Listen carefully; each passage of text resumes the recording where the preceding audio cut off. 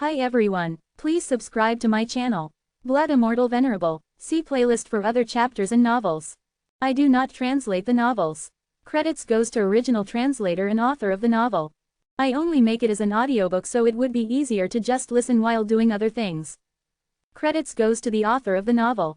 I convert stories to audiobook for mental health, for multitasking purpose, for accessibility and time saving.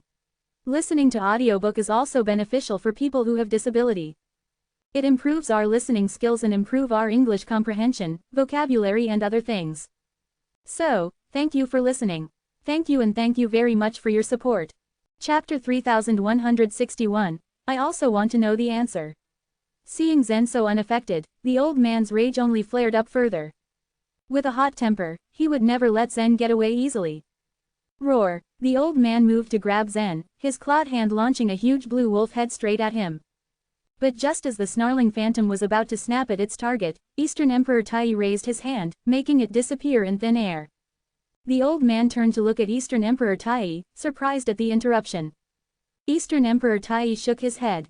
Pierce, calm down, Zen is stubborn, it would do no good to force him to stay.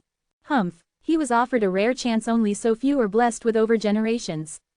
Yet, he showed no gratitude and even walked out arrogantly. How can I just stand for it? Pierce ranted angrily.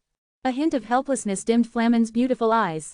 It's all my fault, I just arranged everything without considering Zen's feelings, she said guiltily. Naturally, Flamin deemed her daughter the best girl in the world. It never occurred to her any man would refuse her. Flamin never expected Zen would react so defensively to keep his principal wife. Flamin turned to look at Elvinia apologetically. She felt sorry for her daughter the most. Elvinia had changed so much around Zen, her character growing for the better. It had made Flamin so happy. Elvinia must feel devastated right about now. But to Flamin's surprise, Elvinia's expression remained neutral. Elvinia returned her mother's stare. He's probably headed for the Heavenly Cultivation Palace. I'll go and have a look. With these words, Elvinia strode out the Supreme Dragon Hall and headed for the Heavenly Cultivation Palace. In the fire-bearing hall of the Heavenly Cultivation Palace, Letitia, Margaret, Lavender, Nellie, and Laquisha sat cross-legged on the floor. A burning red chain hung above their heads, emitting waves of scorching heat. This was the Soul Fire Swirl, a unique cultivation method in the Heavenly Cultivation Palace. Lavender, Nellie and Laquisha had made great progress with their cultivation. Letitia and Margaret, meanwhile, had been here for only a month, so they had some ways to go. However, Letitia cherished this opportunity very much. She knew she would never catch up with Zen, but she didn't want to lag too far behind in terms of cultivation. She took all her training thus far very seriously. In contrast, Margaret was purposefully proceeding slowly. As she sat, she moved her hands over her abdomen. Streaks of purple light gathered around her belly, which had started to swell. Over the years, only Letitia, among all Zen's women, had borne him a child. This had made Margaret anxious, but she couldn't do anything about it.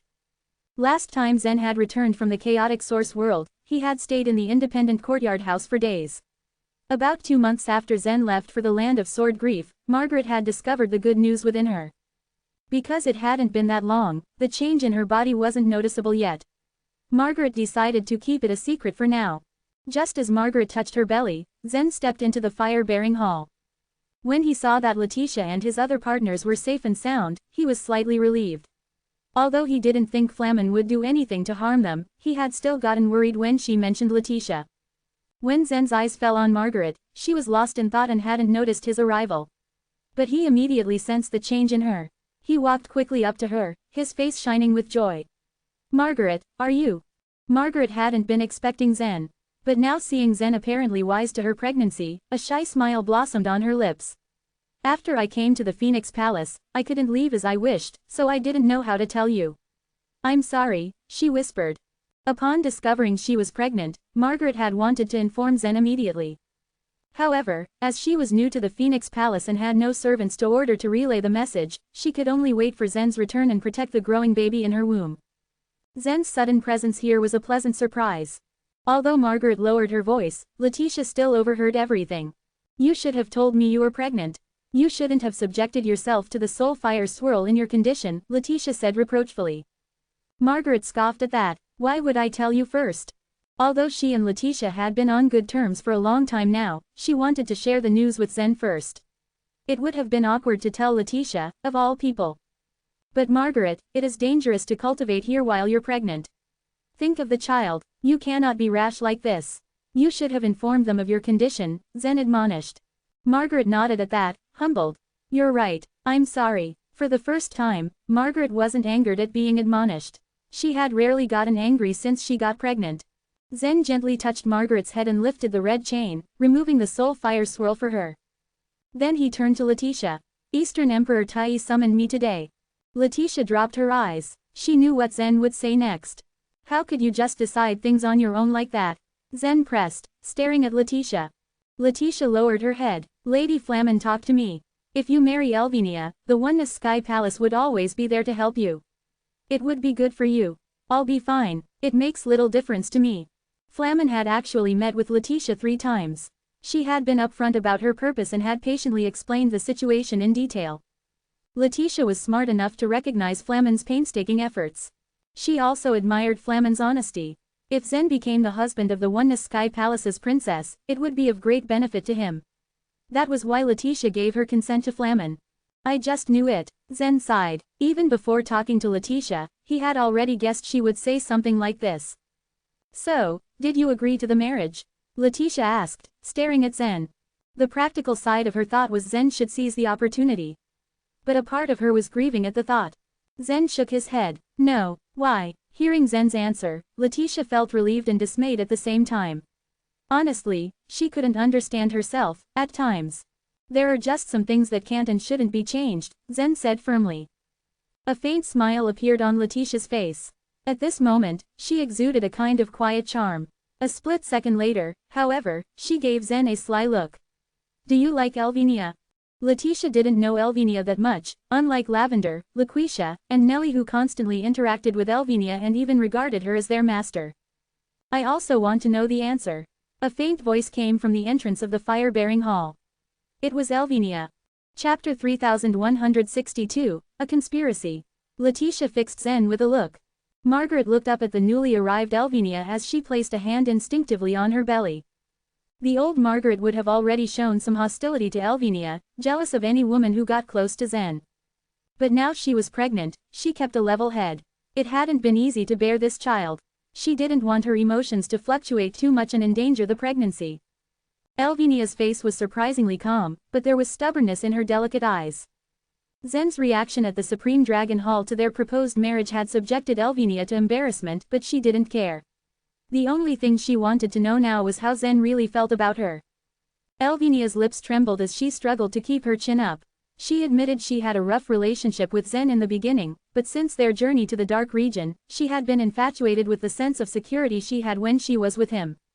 She also knew that Zen trusted Dorothy more than her, so she had to be aggressive in making her feelings known. Zen turned to Elvinia. Even if I like you, it doesn't mean that you can do this to Tia, manipulating her into doing what you want. This caused a small smile to play on Letitia's lips. Despite it all, she had still hoped she was the most special one in Zen's heart. Meanwhile, Margaret pursed her lips.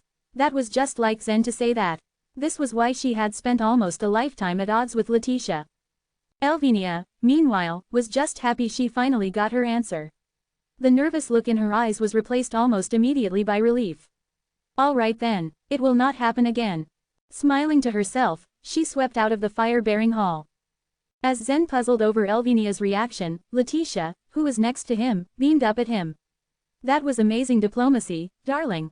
You made Princess Elvinia compromise. Compromise. Zen blinked in confusion. She got the answer she wanted. The least she could do is compromise, Margaret muttered. Zen walked over to Margaret and gently crouched beside her. Now, don't be like that. Be mindful of your condition. Anyway, the fire-bearing hall is not suitable for you. We need to get you out of here as soon as possible. Zen turned to look at Letitia. I know you want me to use the Oneness Sky Palace to revive the Nine-Li race, but the situation in the Source World has become extremely complicated. After his visit to the Pear Hill, Zen had come to realize it was meaningless to simply gather the remaining members of the Nine-Li race and just start over with so few of them. He needed to complete a more important mission for the Nine-Li race's revival. After he returned to the Oneness Sky Palace from the Pear Hill, he went to the Land of Sword Grief, so he was not able to explain the situation in detail to Letitia then. Zen was now keeping her up to speed, but only broadly, as he lectured her intermittently on her recent reckless decisions. Although she was being scolded, Letitia had a faint smile on her face all throughout. Zen's concern for her made her happy deep inside. Through all this, Lavender, Laquisha, and Nellie had been preoccupied cultivating under the soul fire swirl. Zen thought it best not to interrupt their meditation. Even before arriving here at the Phoenix Palace, Zen had already planned to bring Letitia and Margaret back to the Flow Sword sect. All the more he wasn't hurrying to return to the land of sword grief now. He gave Carrie some divine crystals and asked her to go to the Dragon City to buy some prenatal healthcare treatments for Margaret. When Letitia was pregnant with Jeffrey, Zen hadn't been there for her because he had been preoccupied with things in the upper world. This time, Zen vowed he would fulfill his responsibility as a father. In the Vastness Mountain, some important people had gathered behind closed doors of the mighty Sword Hall. Natasha, Holden, and the two leaders of the intelligence agency of the Vastness Mountain were waiting on their leader. Wearing a pair of delicate shoes and her red garments, Natasha paced back and forth, a slight frown marring her features. On the throne at the top of the mighty Sword Hall, Yevon sat cross-legged, his eyes closed. He was roaming on the other shore. He opened his eyes shortly. They flashed like lightning on his unreadable face. It was obvious he had returned. Emperor Yevon, the two leaders of the intelligence agency walked forward and bowed to him. Yevon stroked his beard and frowned. They will be making a preemptive strike. Hearing this, Holden and Natasha exchanged a look. A preemptive strike, under present conditions, wouldn't that just put us at risk? Natasha asked pointedly. Although the Vastness Mountain was one of the top 3 forces in the Oneness Sky Palace, it was far from being as strong as the Oneness Mountain or the Origin Mountain.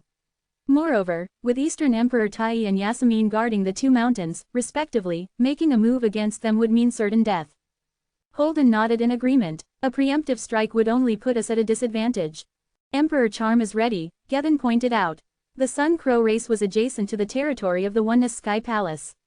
They would be the first to attack in a war. There is only the Sun Crow race that will take them on. Natasha only became more hesitant about the idea. The Vastness Mountain was turning against the Oneness Sky Palace because of Yevon's personal ambition, and on the other hand, he had also lost his faith in them. But the Oneness Sky Palace was more established, having accumulated resources and allies for countless years. The Sun Crow race would find it hard to destroy them alone. And if the Vastness Mountain acted rashly and was found to be actually behind this conspiracy, they would be put in a precarious situation. Yevon stared at the door of the mighty Sword Hall with a faraway look in his eyes. Their plan is to trap Eastern Emperor Tai and Yasmin on the other shore. The two strongest forces of the Oneness Sky Palace were Yasmin and Eastern Emperor Tai. If they were trapped on the other shore, the strength of the Oneness Sky Palace would indeed be greatly diminished. Natasha nodded slowly as she started to understand the strategy. Her eyes flashed hungrily. They have supposedly already begun work on Yasmin, though I don't know if they have succeeded or not, Yevon continued. But someone's name kept coming up. Who? Natasha asked. Zen, Yevon replied. It was true that Zen was a talented warrior, but he held no threat to the Bering race. Do you want us to kill him?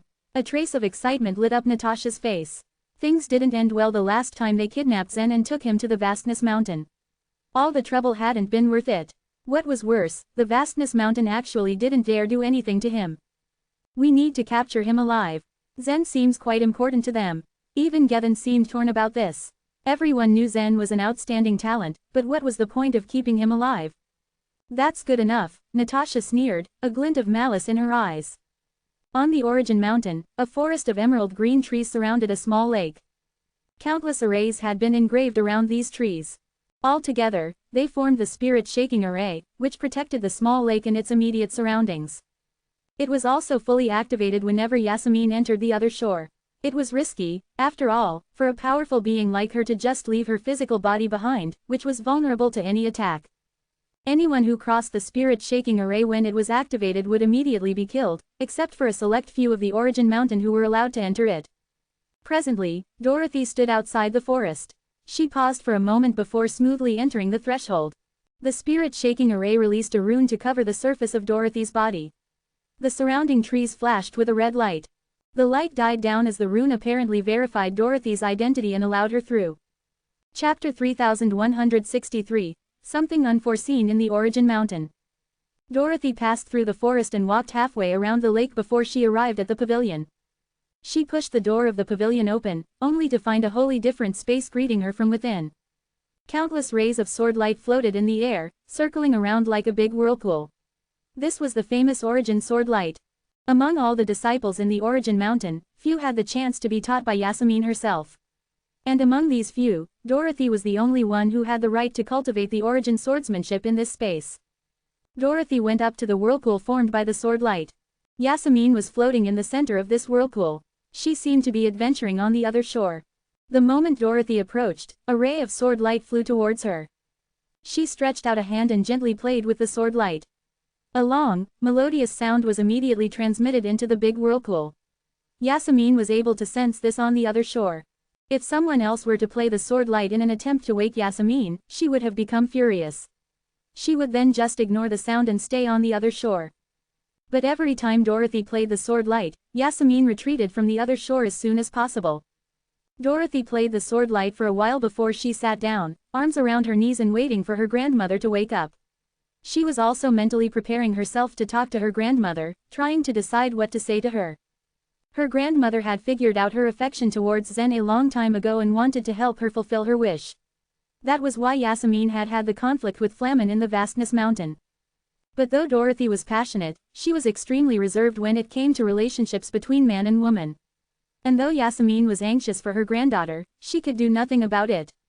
At the time, Dorothy had liked traveling with Zen on the other shore. She hadn't thought that Elvinia would appear suddenly. Hyam had reminded her of her love in the land of sword grief. Only then had Dorothy realized that she should strive for her love, just like Elvinia had. But the question of how to speak euphemistically to her grandmother still remained. She fought an internal battle for quite a while. When she came to her senses, she found that 5 minutes had passed, but her grandmother was still floating at the center of the sword light whirlpool. Dorothy was confused. Even though Yasmin was on the other shore, she should have known that Dorothy was coming. But 5 minutes had passed and she still hadn't retreated from the other shore. Could she have been trapped somewhere unusual? There were some places like the Dark Region and the temples that warriors were not allowed to exit at will. Dorothy was discomfited as she remembered the provocative look in Elvinia's eyes. So she merely waited. She waited for about 1 more hour before she realized that there seemed to be something wrong with her grandmother. Yasmin's body seemed somewhat illusory in the midst of the sword light, but Dorothy could still see her clearly. Yasmin's wrinkled face was usually ruddy, but it was now pale as paper. Grandma. Dorothy's cultivation level was not very high, but she knew that something was wrong. She played the sword light once again.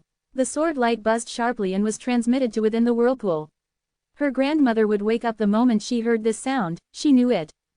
But Yasmin remained motionless. Her face paled with every passing second and every ray of Origin sword light in the entire space began to vibrate. This sword light could be seen as Yasmin's avatar. It would usually be taken back to her body. But when she cultivated here, she'd release all the Origin sword light from her body. Dorothy was familiar with the sword light. It trembled and howled, as if sensing that Yasmin was in danger. It sobbed and complained to Dorothy. Grandma, Grandma. The scene unfolding before Dorothy reminded her that Yasmin was in trouble. She took a couple of steps forward before she realized that she couldn't get close to her grandmother. She remembered that every time Yasmin had woken up, she emerged from the whirlpool by herself. Dorothy thought for a moment before she turned around and rushed out of the pavilion. Emerging from the forest, she pulled out the message runes and crushed them one by one. Before long, beams of light flew up from the halls in the Origin Mountain. They headed straight for the top of the mountain, gathering outside the forest. Each of these had a strong aura. Not for nothing were they the backbone of the Origin Mountain. Winchell, one of the few people qualified to enter the forest, led the group. At Dorothy's words, he went straight into the forest without hesitation. 2 other people accompanied him into the forest. Dorothy meant to follow them, but the moment she took a step forward, she felt her foot become heavy. It looked like even a powerful existence like her grandmother, who was at the top level of the other shore realm, couldn't avoid danger. She was afraid that once she entered the forest, she would see her grandmother's soulless body before her. She trembled with fear at the thought, but someone caught her from behind. Aunt Felicity, Dorothy cried out. Don't be afraid. Everything will be fine, Felicity said, comforting her while looking at the forest. Madame Yasmin will safely leave the other shore. It would actually be very difficult for a warrior at such a high level as Yasmin to die on the other shore, because the souls of strongest warriors like them had already risen to another level. So, did something unexpected happen on the other shore? Felicity had many possibilities mapped out in her mind, but she did not say anything. She merely tried to comfort Dorothy in a soft voice. After a long time, Winchell walked out of the forest. Dorothy felt her heart plummet at the seriousness on his face. She then heard him say, "I think Madame Yasmin is trapped in a dangerous situation, but she is still fighting hard. I don't know how long she can hold on. I'm going to the Phoenix Palace." The 7 mountains under the Oneness Sky Palace were closely connected to each other, like siblings. And especially the Oneness Mountain and the Origin Mountain. Now that something terrible was happening to Yasmin, they had to inform Eastern Emperor Tai as soon as possible. With gloom dangling over them, Felicity, Dorothy, and the other powerful warriors of the Origin Mountain watched Winchell leave. In the Flow Sword sect, Margaret had been very satisfied over the past few days. Zen had been with her all the time, and even Letitia had taken good care of her. The atmosphere in the independent courtyard house had never been so harmonious. Letitia had once suggested that Margaret enter Zen's inner world. If the time flow rate rose, she would be able to give birth to the baby sooner. But Margaret refused because she didn't want her pregnancy to pass quickly. A fetus nourishing pill, worth 2 million divine crystals, can nourish the innate spirit. An Earth longevity pill, worth 500,000 divine crystals, can help you live for 1,000,000 years even if you don't cultivate or become a true god. A talent upgrading pill, worth 5 million divine crystals, can help you improve your cultivation talent greatly. Trish displayed before Zen the pills that she had bought. Zen could not help but feel amazed after learning of the effects of these pills. It looked like the starting point in the source world was much higher than in the divine land. And these pills had little to no side effects when used to nourish the fetus. Chapter 3164, 3001 Godly Ways. With the current resources Zen possessed, the cost of tens of millions of divine crystals wouldn't be an issue. He was capable of producing the sword-reading liquid, which was highly valuable. As such, he had made a batch before he returned to the Flow Sword sect. As for the earnings, Zen had requested Monica to distribute the divine crystals to the Swordlight Palace disciples instead of keeping them for himself. After all, Zen had stage 14 to back him. The place had a massive amount of wealth. The number of divine crystals he gave to these disciples was nothing to him. Margaret didn't have the easiest time refining the nourishing pills that her baby needed. However, with Trish's guidance, she showed exceptional tenacity and was able to focus a full week on refining all the pills using complicated methods. During the past few days, apart from taking care of Margaret and accompanying Letitia and Aura, Zen also visited the neighboring courtyard house. Hutton, Sally, and the other 9 Lee members waited for Ambrose to pick them up after they returned to the Oneness Sky Palace. However, Ambrose never arrived. They never mentioned anything about leaving, either. The tiny kingdom belonging to the remaining members of the 9 Lee race couldn't hold a candle to the majesty of the Oneness Sky Palace. Luckily, despite that they were unable to enter the land of sword grief, Zen was able to provide them with the required resources in the Myriad Spirit City. Thanks to his help, they made rapid progress. If Sally could get into the land of sword grief, she could attain a rank within the top 900 on the first floor. Soon after he returned to his own courtyard house after the visit, a strange sensation passed throughout Zen's body. With a slight frown, he sat cross-legged on the floor. With a slight thought in his mind, an avatar had appeared within his inner world. Even with the removal of the evil god's rebirth land, everything within it remained. Ever since the evil god was brought back to Zen's inner world, he had been imprisoned together with his wife, Edna. She proved her loyalty well, choosing to stay at his side despite her imprisonment. This time, when the evil god returned, Edna noticed he seemed depressed. He talked less than usual, barely uttering a single word to her. She also noticed how he was lost in thought, as if thinking of something profound. All of this worried her. She knew that her husband would never compromise or give up. He was as stubborn as a bull, never wanting to give up a chance to turn the tables, unless he was destroyed. The creator of the world the evil god and Edna were imprisoned in was an omnipotent being. All that existed in his inner world was essentially a part of him. If the evil god even just thought about rebelling, the creator would know immediately. Edna herself never dared to give any thought to the idea, afraid that if the creator found out, he would be more wary of her husband. If there was anything she was thankful for, it was that the creator gave her husband the blood essence godly way. Ever since then, he'd been fully immersed in fusing the godly ways. It relieved her knowing that he had found something he was interested in. The evil god had offered the creator his rebirth land, and even a civilization artifact, which Edna, although not knowing much about it, knew that it possessed terrifying and threatening energy. In fact, the power it contained would be countless times more terrifying than that of the ways-blending energy her husband had. If her husband could manage to find a way to seamlessly merge the blood essence godly way into the ways-blending energy, then he'd receive atonement for his sins and get the opportunity to roam freely in this world. Perhaps then, she and he could return to their old happy days. Lost deep in thought, Edna was startled back to reality by the sudden flash of lightning. The evil god held a ball of great power in his right hand. It was the ways-blending energy, a power comprised of 2,998 godly ways. His left hand wielded the thunderstorm godly way which startled her earlier.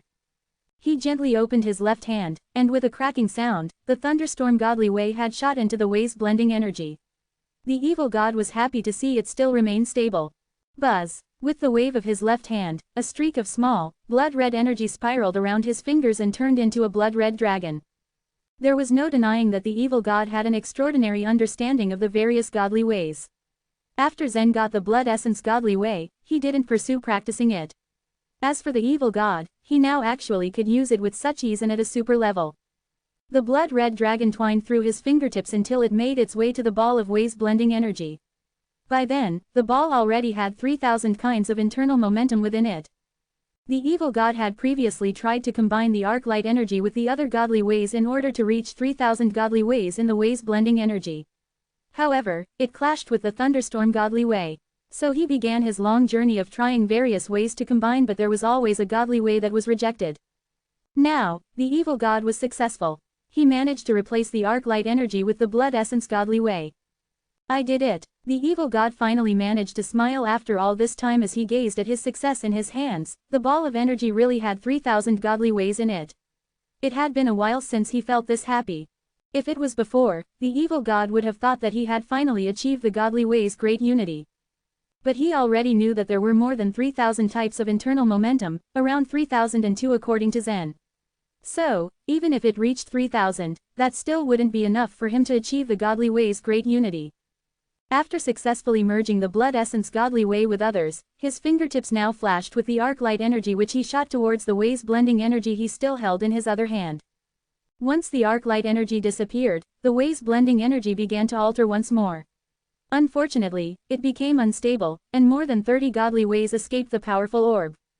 How can this be? I did everything right. The evil god was slightly shocked. He only hesitated for a moment. Seeing that the ways-blending energy was about to explode, he flicked his left hand and merged the more than 30 godly ways separately into a ball and then merged them with the ways-blending energy again.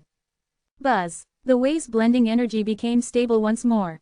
The fusion of the internal momentum of 3,001 godly ways was successful.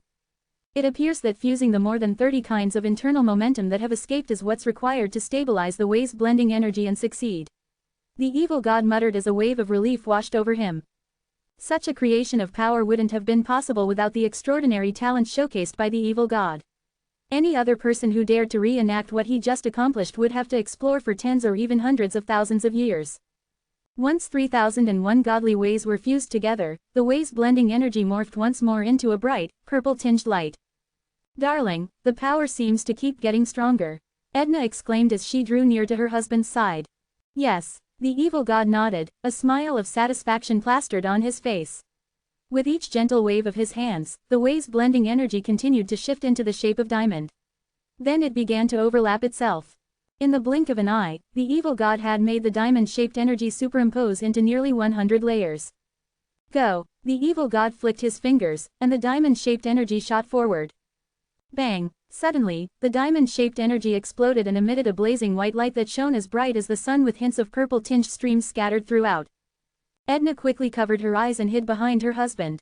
The evil god, on the other hand, gazed at it head-on in excitement. The power of evil god's ways-blending energy had reached beyond 10,000 divine megatons. This surpassed his expectations. He knew that with his current limits, he could enable the ways-blending energy to have up to 193 layers. If this was the power that 100 layers could achieve, surely nothing could stop him once he reached his limit. Using all of his strength would enable the power to double itself. The light emitted by the ways-blending energy shot in all directions. Just as it was about to wreak havoc in Zen's inner world, the light suddenly froze before shrinking back once more into its original diamond-shaped state. It was as if someone had forced the hands of the clock backward. Zen appeared beside the diamond-shaped energy and gently reached out to take the ball of energy in his hand, watching it thoughtfully. Chapter 3165, Reward. Zen was thoroughly alarmed the moment the evil god had succeeded in completely blending the godly ways. The power within the diamond-shaped energy greatly exceeded the expectations of the evil god. It was also way beyond Zen could have ever imagined. As the diamond-shaped energy exploded, it released a huge amount of energy that transcended 10,000 divine megatons of force. Without a doubt, Zen thought he probably wouldn't have been able to withstand this extreme amount of force if it had happened outside his inner world. Thankfully, this didn't pose much of a problem inside Zen's inner world. Here, he was an omnipotent being. He was the absolute ruler of this place and his power was unparalleled. Therefore, he could easily restore everything in their original forms. The evil god had intended this enormous amount of energy to explode completely. He wanted to observe and ascertain its full might. However, Zen halted his experiment midway. He was annoyed and frowned at the sudden interruption. Zen didn't have to raise his head and look at the evil god, for he knew that there was a change in his emotions. He felt the annoyance and bitterness the evil god felt. "I'm afraid this huge amount of power would obliterate more than half of my inner world if it completely explodes. You have to understand why I stopped it," he explained. "Oh, is that it? So you also have something to be afraid of, huh?" The evil god sneered at Zen's remark. He still couldn't keep the annoyance out of his tone. Zen held the diamond-shaped energy on his palm as he slowly flew over to where the evil god was. "Well, theoretically, there shouldn't be anything that could make me afraid in my own inner world. However, your presence is an exception." Essentially, the creation of the evil god took up some of Zen's best talents. There were always pros and cons to his existence. If the evil god stayed inside Zen's inner world, then as a primitive land, it would go through many tribulations. These ordeals also served as great trials for Zen. Zen hovered in front of the golden fence and handed the diamond-shaped energy to the evil god. "You did a great job." He faced the evil god and praised him sincerely. He had to admit that he was impressed at this display of power. "It didn't do me any good, though, did it?" The evil god seemed dejected as he scowled at Zen. "Yes, it did. For that, I will give you a handsome reward," replied Zen. Nevertheless, the evil god wasn't surprised by Zen's words. He also didn't seem interested in it. Zen had once set the evil god free after he helped him blend the many godly ways. However, he believed that Zen wouldn't make the mistake of doing that again after his open betrayal of him. He desired nothing else but his freedom. Therefore, he showed absolutely no interest in Zen's so-called reward. "Would you kindly repeat the process of blending the godly ways to me?" Zen asked courteously. From inside the fence, the evil god merely glanced sideways at Zen as he disintegrated the diamond-shaped energy in his hand. He couldn't be bothered to repeat the whole process in front of Zen. "My dear, the creator himself demands this from you. So please, just do it again," coaxed Edna, who was standing behind the evil god. She never thought it was a wise move to go against the will of their creator. "He doesn't really need me to do it again. He is able to get the knowledge by himself," retorted the evil god coldly. The corners of Zen's mouth curled into a smile. He reached out in front of him and clenched his fist. A long sword instantly appeared in his hand. He conjured it out of thin air. Normally, a sword created in such a casual way was fragile and of poor quality. However, this was Zen's inner world. Therefore, he was able to improve and enhance it to the highest level with just a single thought. He remained motionless with the sword in his hand for a short time. Several visions playing one after another flashed in front of his eyes. In Zen's mind, the scene of the evil god blending the godly ways began to unfold. Impressively, it didn't leave out any details at all. Buzz! The ways blending energy began to gather around the long sword in Zen's hand. 2,999 kinds of internal momentum assembled first. These were followed by the thunderstorm godly way and the blood essence godly way. The arc light energy came in last. Whoosh! After Zen blended them in order, he encountered the same accident that the evil god had experienced a while ago. There were more than 30 kinds of internal momentum of the godly ways that automatically split from the others. Zen had already observed this odd occurrence, so he was well prepared for it. With a flick of his hand, these more than 30 godly ways formed into a mass of energy and merged into the ways blending energy. There was a flash of purple light that emanated from it. This signaled that Zen was successful in blending all of them together. As Zen held the sword in his hand, he said, "I don't have any spare time to cultivate the godly ways blending swordsmanship. Fortunately, it is much similar to the diamond-shaped energy you have created. Therefore, I can just learn from your experience of creating this energy. Zen had to admit that he was a bit envious of the evil god's sheer talent of blending the godly ways. The evil god was able to create this method almost instinctively. Even though the diamond-shaped energy he created was not a specific skill, it still had a much greater stability and comprehensibility than the godly ways blending swordsmanship written by Eastern Emperor Tai. It was extremely noteworthy that it took Eastern Emperor Tai a lot of time and energy to complete the godly ways blending swordsmanship. This was regarded far and wide as a supreme swordsmanship manual. Compared to that, it was only a short span of time from when the evil god had first grasped the ways blending energy. It was true that there were times when Zen had felt the urge to devour the evil god and take his talent as his own. However, he would immediately pull himself together as he thought of the regal jade spirit's warning. Suddenly, there was a clanging sound. 3 gleams of purple sword radiance merged together. Zen summoned them according to the methods of the godly ways blending swordsmanship. But during the course of it, Zen made some changes and turned the sword radiance into diamond-shaped energy. He used the method he had just learned from the evil god while he blended them. When Zen returned the evil god to his inner world, he gathered all of the evil god's other short tokens and everything else that belonged to him. These included his memories and experiences as well. However, Zen did not pry into the evil god's memories out of respect. He only acquired his knowledge of blending the diamond-shaped energy. 10 layers, 50 layers, 100, 190. As the number of the energy layers gathering on the sword increased, the ways blending energy also became increasingly formidable. Soon enough, the ways blending energy on the long sword became so intimidating that even the evil god gasped in astonishment. This energy will be unbelievably powerful when used in swordsmanship, he remarked. Eastern Emperor Tai is one of the most powerful masters in the source world. His strength is comparable to that of the Black Ship's captain. It can be expected that the godly ways blending swordsmanship he wrote has its merits. If you are interested to read it, I can get it for you, offered Zen. As mentioned before, the godly ways blending swordsmanship was regarded as a supreme swordsmanship manual. Therefore, it was not allowed to be handed down to outsiders. However, Zen could lend it to the evil god if he wanted. As he finished saying this, Zen suddenly raised his hand that held the sword. The sword slashed and pierced the air at the distance. The purple sword radiance contained almost 20,000 divine megatons of force. As it erupted forth, the space in its path was shattered into pieces. But before the sword radiance had completely exploded, Zen created a huge black rift in space using his mind. It appeared in front of the sword radiance and swallowed it whole. He could not allow the sword radiance to explode inside his inner world. It was powerful enough to obliterate the entirety of this world. What's the point of learning this swordsmanship if I cannot leave your inner world? It will only be a waste of time and talent. The evil god hung his head and replied sourly. Zen fixed his gaze at the evil god. Well, I agree. It will be such an awful waste to keep you imprisoned inside my inner world. As he heard these words, the evil god instantly raised his head. He stared confusedly at Zen and wondered whether he was telling the truth. Zen reached out his hand toward the evil god and offered him a handful of chaotic source spirits. Then, he said, here's 200 chaotic source spirits. These will be enough for you to reach the chaotic source realm. The evil god was fully aware of the chaotic source spirit's absolute importance because he had once been sent into the chaotic source world by the Black Ship.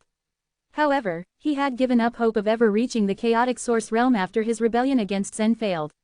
Never in his wildest dreams had he expected that Zen would freely hand him such a gift.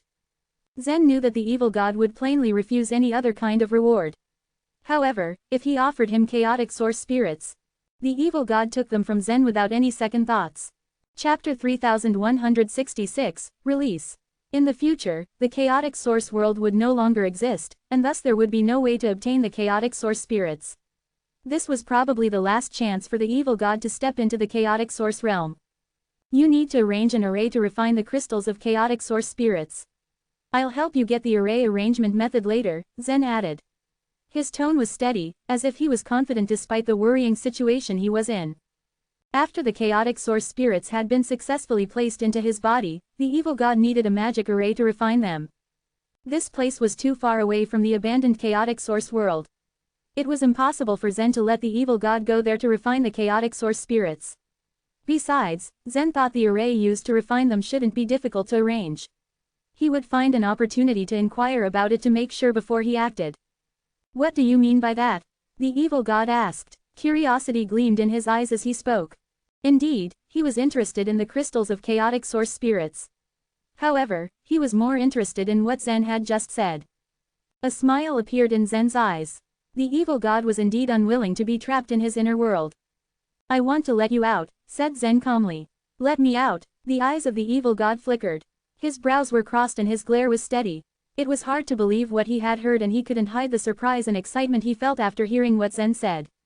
Ever since he was caught by Zen, the evil god had been desperate and uneasy as he waited for Zen to devour him. Yet, unexpectedly, Zen didn't do that. Instead, he just imprisoned him and let him study the way's blending energy. However, with his intelligence, he knew just why Zen did this. Just as Zen had said before, if he really was the malice of this world, absorbing him would only bring greater trouble to Zen. Zen had let him go before, but at that time, he had used the rebirth land to bind him. However, Zen had already discovered the defects of the rebirth land, and because of this, he wouldn't use it again. Just as the evil god was thinking, Zen spoke, there's only one condition. You'll have to become my inner world generating avatar. Before entering the chaotic source world, the evil god had learned about the inner world generating avatar. It was a method of refining the creatures in one's inner world into avatars. Previously, the evil god also wanted to refine Zen into his own avatar. If he could possess a powerful body like Zen's, then he would be even more powerful. To his surprise, the final result was the opposite. Zen continued, however, the ordinary inner world generating avatar has no consciousness and serves as the avatar of its owner, but I plan to let you keep your consciousness. In other words, you have freedom in most cases, but you can't disobey my orders. After returning to the Oneness Sky Palace, Zen spared some time learning about the inner world generating avatar. It was not a complicated theurgy. He could directly control the avatar in this way, so it was more practical than the rebirth land. Refining the evil god into an ordinary avatar wouldn't be of much use to Zen. In fact, when it came to physical strength, the evil god was far inferior to him. But the evil god was more talented than him in some aspects. Zen thought that if he could use the evil god's talents properly, it would be a great help to him.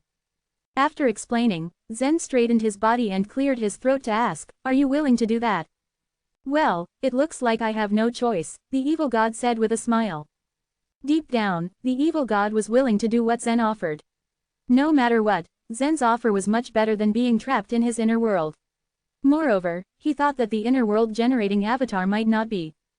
As the evil god was about to be absorbed in his thought, he stopped and realized something. Since Zen was able to read his mind, he couldn't think of some things. Zen took a few steps forward and waved his hand at the golden fence. The whole fence broke, and the mountain collapsed with a loud thud. When the mortals in the kingdoms below saw the mountain collapse, they all panicked in fear. There were shrieks and sounds of the people's feet in stampede. Creator, Edna floated in the air and looked at Zen with a pleading expression. There were many living beings in the inner world, but they weren't aware that there was a big world outside, so naturally, they didn't have too many thoughts in their hearts. Once they knew about the outside world, they wouldn't be willing to be confined in this world. As the evil god's wife, Edna had known for a long time that there existed a big world outside. However, rather than visit that big world, she was more willing to follow the evil god. You can leave with him. I don't have any restrictions for you, Zen said directly. The expression on Edna's face changed and she immediately cheered, thank you, Creator. Even the evil god was quite surprised, and there was a trace of joy in his eyes that he hadn't had for a long time.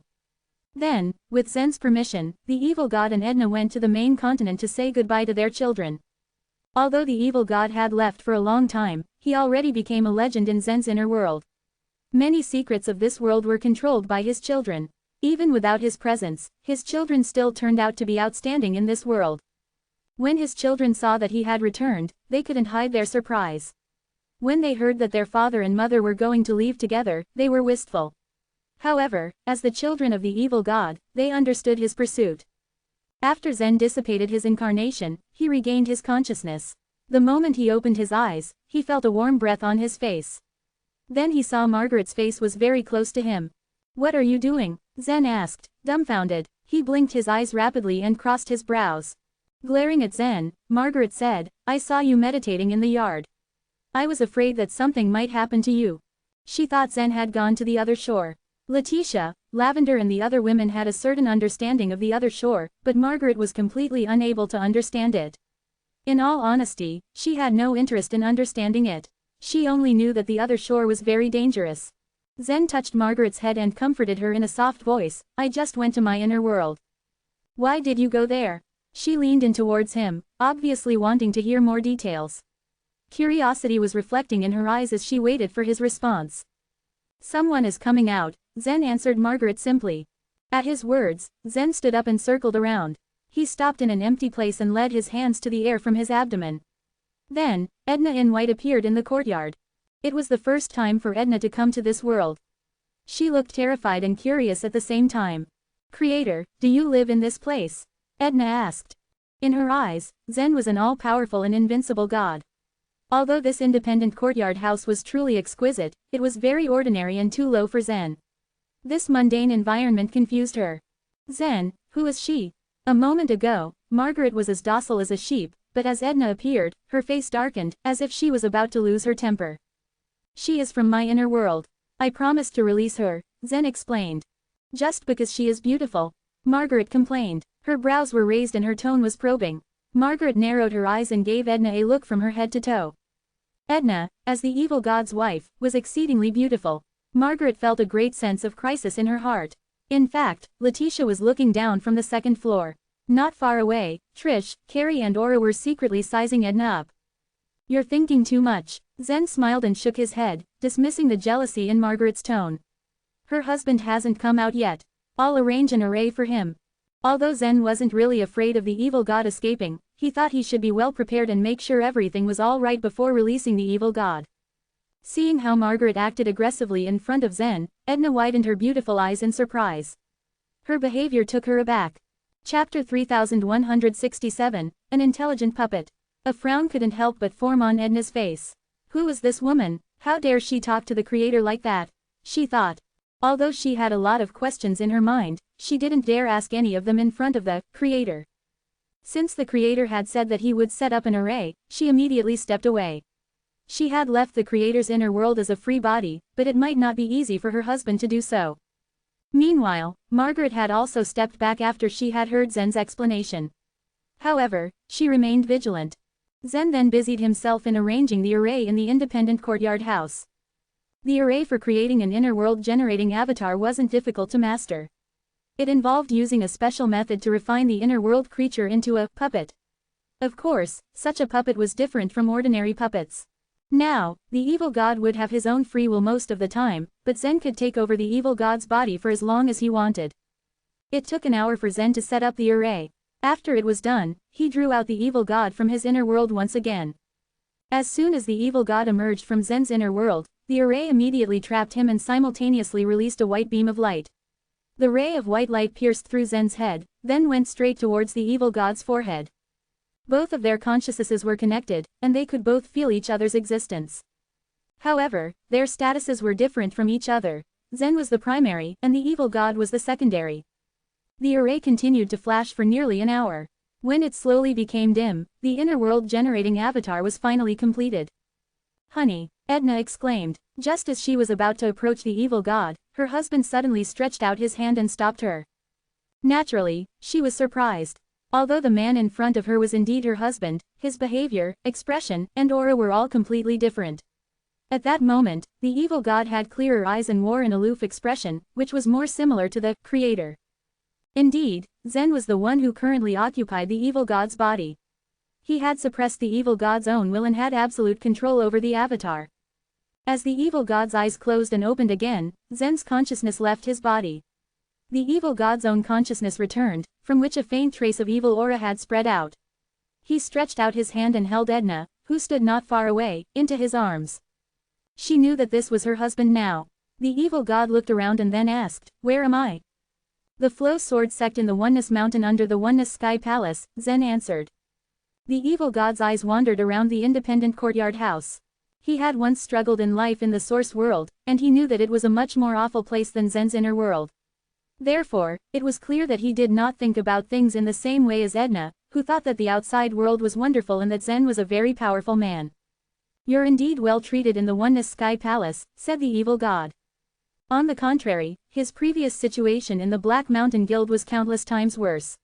He always had to be on guard even when he cultivated, in case he was suddenly attacked. If you want such kind of treatment, you have to strive for it yourself, Zen said as he pointed at the main door of the independent courtyard house with his mouth. As of the moment, the evil god was still an unregistered person in the source world. However, with his current strength, it was inappropriate for him to stay in the Dragon City for a while and then climb the Oneness Mountain. Therefore, Zen personally spoke to the leaders.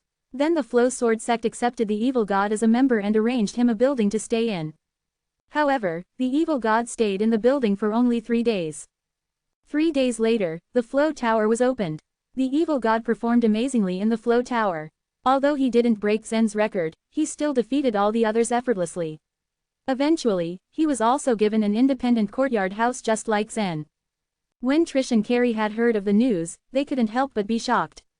A powerful talent like their young master was already quite rare, but now a creature from his inner world turned out to be that strong. They didn't understand how such a thing could be possible. Yet, Zen didn't bother to explain things to them because he was busy refining the chaotic source spirits for the evil god. In reality, it was beyond his abilities to set up that kind of array. He could only turn to Athamar for advice, but the latter was absent and nowhere to be found. Furthermore, the entire Oneness Sky Palace had been rather tense ever since Yasmin of the Origin Mountain was trapped on the other shore. After all, Yasmin was the second most powerful figure in the Oneness Sky Palace. As long as she was trapped on the other shore, it was like the Oneness Sky Palace had lost a powerful hand.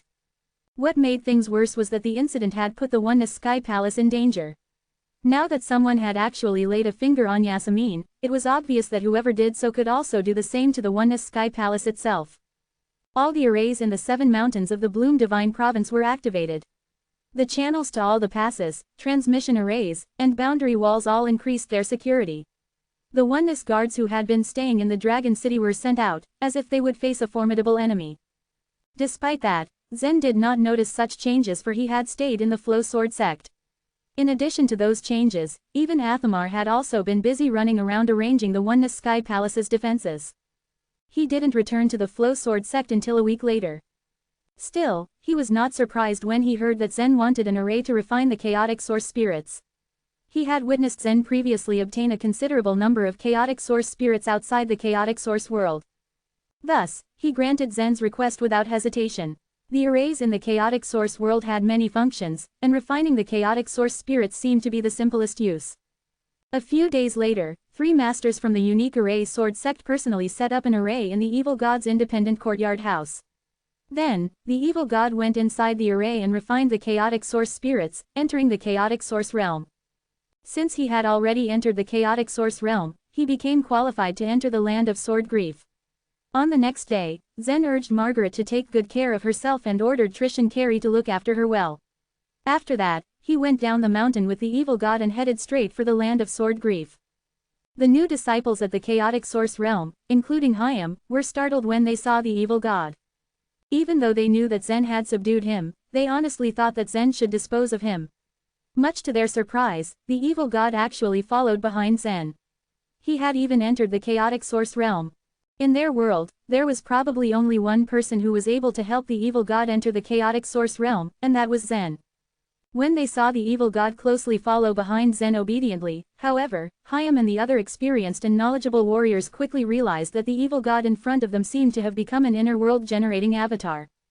Go find Abdul and ask him to arrange a secluded cultivation room for you, Zen said to the evil god. The evil god never liked it when others ordered him to do things. He seldom obeyed even the extremely powerful warriors in the black ship. Even Shira had to butter him up most of the time just to make him comply. So when he heard Zen's order, he couldn't help but frown, but he tried his best to suppress his inner impulse to resist. That was because he did not forget his identity. It was just that he was now a puppet, though he could think. In the end, he simply nodded and went away to look for Abdul as Zen had instructed. It wasn't until Hyam saw the evil god leave that he asked Zen, "Zen, did you know that many things have happened to the Oneness Sky Palace recently?" "What do you mean?" Zen asked curiously. He did not know of those things because he had been preoccupied with taking care of Margaret in the Flow Sword sect. The disciples in the land of sword grief were all elites from the 7 mountains. Therefore, if anything happened to the Oneness Sky Palace, the news would spread to the land of Sword Grief. Hayam then told Zen all of the current events one by one, including Yasmin being trapped on the other shore and the Sun Crow race causing trouble in the mountain viewing province. With each piece of passing news that Hayam narrated, Zen's brows furrowed more and more tightly. Somewhere else at the same time, Abdul and a few other senior disciples observed the evil god with cautious eyes. Of course, they knew that the evil god was a disciple who had just entered the chaotic source realm while his soul of light was still on stage 13 of the other shore. Therefore, they wondered why he joined the land of Sword Grief at this time. Chapter 3168, Restrain. Hey, newbie, are you from the Flow Sword sect of the Oneness Mountain? Abdul squinted his eyes at the evil god. A strong wave of evil energy emanated from him, which greatly displeased Abdul and the other senior disciples. The evil god nodded. Yes, why didn't you join the land of Sword Grief with the others? Abdul asked. The evil god replied with a shrug, I don't know. His less than elaborate reply was met with disapproval from Abdul and the others. Forget it then, just tell me your name so I can add it to the ranking stone. Since he came last, his name would be ranked at the lowest place. My name is Evil God. Abdul was a bit taken aback and thought he had misheard. What was that? Can you say that again? My name is Evil God, the newcomer repeated. Ha ha, his serious answer made the senior disciples burst into laughter. True gods could lead long, amazing lives, but none of them was cocky enough to call themselves Evil God. This guy who dared to name himself Evil God was a joke. As Abdul and the other senior disciples laughed, the evil god stewed with restrained anger. Had it been in the past, he would have already killed them all. However, Zen specifically instructed him to register with Abdul in order to get himself a cultivation room. The evil god had no choice but to follow through with his creator's command, so he powered through the ridicule. Go and register his name, Abdul said to a disciple once they were done laughing. It was a fairly straightforward process, and soon enough, the evil god's name had been added to the ranking stone. Abdul then proceeded to tell the evil god the rules. He had the qualifications to challenge everyone on the first floor on his first day, and only after he got a rank could he get his own cultivation room. Including you? The evil god asked. Abdul couldn't help but scoff in amusement. Yes, including me, but only if you dare. I see. The evil god nodded in understanding before giving Abdul a determined look. I'll challenge you then. The sudden declaration made Abdul freeze, not really knowing how to respond. It wasn't just him. Everyone who heard was also rendered speechless by the evil god's sudden challenge. Is he an idiot? He must really be crazy then. I mean, who names themselves evil god? Abdul cleared his throat before giving the challenger a mocking smile. Well, since you dare challenge me, then there's no way I can refuse. Ever since their several shameful defeats by the new disciples, it seemed everyone had begun looking down on the senior disciples of the first floor. This challenge was seen as an opportunity by Abdul. Perhaps it was time to show his strength to gain back the respect owed to them. Where should I challenge you then? The evil god asked. Follow me, we're going to the arena. Abdul instructed. He nodded at the evil god and went towards the back door of the land of Sword Grief. A new disciple is going to challenge Abdul. The battle is about to begin. Abdul has made some progress. This is going to be interesting. Don't miss it, everyone. We'll be able to see his current level through this battle. There were still 2 days left before the new month started, and most people in the land of Sword Grief had already exhausted their challenge rights. This fight was the first in quite a while. Of course, it attracted a lot of attention. With Zen occupying the Myriad Spirit City, the new disciples who were close to him got the most benefits, followed by Abdul. It had been his responsibility to guard the stronghold of the Oneness Sky Palace before Zen after all. Since it was said that Abdul's strength had greatly improved, then it might be possible for him to finally reach the top 30 on the first floor. He hadn't given a definite answer when someone asked him about it, but it was pretty obvious that he changed a lot in stage 14. Everyone was eager to see just how much he'd improved. Meanwhile, Hayam was busy informing Zen of what happened in the Oneness Sky Palace. Dorothy hasn't come to the land of Sword Grief in days. Hayam nodded. Yes, I haven't been seeing her lately. Everyone knew about Yasmin and Dorothy's relationship, and now that the former was in trouble, it was only natural for the latter to feel bad about it. It seemed Dorothy no longer had the time to come to the land of Sword Grief to cultivate, but Zen wasn't sure if she had gone to the other shore. Yasmin's matter was related to the top masters in the source world, which was beyond Zen's scope. He could do nothing about it. At that moment, several cheers and shouts interrupted their conversation. Zen frowned when he heard what the senior disciples were saying. Challenge Abdul. Even Hayam frowned in confusion.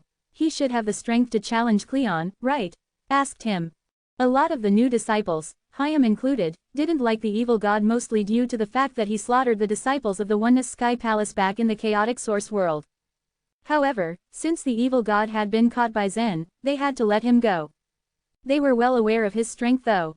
The evil god was no weaker than Zen, so it was a bit of a waste for him to challenge Abdul. Zen waved his hand dismissively. Come, let's go to the arena and watch. Abdul was already standing on the arena. His eyes were full of desire as he regarded his opponent below. Zen had asked Hayam to help him deal with everything in the Myriad Spirit City, so the latter was extremely busy. Abdul had guarded the Myriad Spirit City on behalf of the Oneness Sky Palace and was very familiar with the races that resided in the city. Back when he eliminated the remaining members of the Dark Bear race, he was able to come upon a very unique other shore token. This token was at least the 5th grade and he'd taken it for himself without telling anyone. He was able to break through to the top 10 with the aid of the token. Today, since he was challenged by the evil god, he figured it would be a good idea to bring it out. Please come up, he gestured to his opponent. The evil god stepped onto the arena wordlessly, only emanating a faint evil energy. Back then, his energy alone had been enough to send his opponents running, but now, he had to restrain himself. Those new disciples watching with eagerness all became confused when they saw him step up onto the platform. Why is he here? Wasn't he supposed to be taken back into Zen's inner world? Hasn't he been defeated already? How was he able to reach the chaotic source realm? Seeing the evil god in front of them was like a nightmare for these new disciples. Nobody really wanted to see him ever again. Yet here he stood in the land of sword grief, unharmed and well. Chapter 3169, As Weak as an Ant. The senior disciples of the land of sword grief watched the arena with amusement. Zen had challenged Cleon as soon as he reached the land of sword grief. But not everyone was as powerful as Zen. The evil god had likewise challenged Abdul as soon as he reached the land of sword grief. But judging from the aura of his soul of light, he hadn't even reached stage 14. He appeared to be simply arrogant. Since it's your first time to step into the arena, I have to make some rules clear, Abdul told him, with a sneer. You can't use the abilities of the other shore tokens here. The battle is about pure strength. The evil god wasn't really listening to anything Abdul had to say. But he kept his temper in check and just stared at his opponent calmly. Battles usually excited the evil god, but he had no interest in fighting a man like Abdul. Did I make myself clear? Abdul asked patronizingly, after running through the rules. I have a question, the evil god piped up. Abdul rolled his eyes. Go ahead. Can I use the godly ways here? The evil god asked. Godly ways? Abdul was taken aback. The senior disciples were stunned into silence for a moment. They all burst out laughing in the next instant. Does he even know what he's talking about? Hey, do you know what his name is on the ranking stone? Evil god. Haha, what a pompous name. The onlookers earlier just wanted to know how much Abdul had improved, especially those ranked before him, who had felt threatened. But now, the evil god had caught everyone's attention. Now, the audience was more interested in him. The new disciples watching, however, knew better than to consider the evil god as just a mere oddity. They stared at him warily. They knew it was possible for him to kill Abdul instantly in a fit of anger. They wondered if he still had the same strength as before. Since Zen dared to release him, he must even be well prepared. The evil god turned a deaf ear to the mockery. Of course, you can use the godly ways. The arena only forbids the abilities of the other shore tokens. If you want to use the godly ways, no one will stop you, Abdul said with a smirk. Very well, the evil god said with a curt nod. Abdul grinned at him cheekily. Let's hope you learn your lesson. Next time, remember to carefully choose your opponent. As soon as he finished speaking, the other shore token in his body began to stir. The surging other shore power began to gather all over his body. Abdul didn't intend to use his full strength to teach a newcomer a lesson. He only meant to use his full strength to break through to the top 10. It would be wasted on this fellow in front of him now. You should be glad that this is the land of sword grief. Abdul launched himself at the evil god. After all, we're both from the Oneness Sky Palace. Don't worry, I won't disable. The new disciples held their breath, wondering if the evil god would use the power of the inheritance of world. The senior disciples, meanwhile, waited for the evil god to be sent flying through the air with broken bones and injuries all over his body. The events that unfolded, however, defied the onlookers' imagination. Abdul appeared right in front of the evil god. Before Abdul could finish his words, a ball of energy suddenly appeared in the evil god's hand. Internal momentum. Someone with sharp eyes recognized it immediately. It seems to be a mixture of several godly ways, but it's not powerful, someone else said, puzzled. But this mass of internal momentum. Before anyone could come to a conclusion, the ball of energy exploded on Abdul. Boom! A scorching sun bloomed in the arena. Purple energy arrows were spread within the blast, each containing overwhelming divine megatons of force. Abdul never got to finish his statement. The explosion left him stunned. His flesh, blood, and bones were mutilated in the impact. The chaotic source spirits in his body were suddenly drained of power. His entire body was sent flying backward, his energy continuing to be depleted. Bang! Abdul crashed onto the side of the bronze building. He was grievously injured. It grew extremely quiet in the arena. Everyone knew the dangers of battle, but the strength gap between disciples on the first floor usually wasn't too wide. 2. All participants were protected by the chaotic source spirits, so nobody expected they would be seriously injured. This was the first such serious casualty that happened in the arena.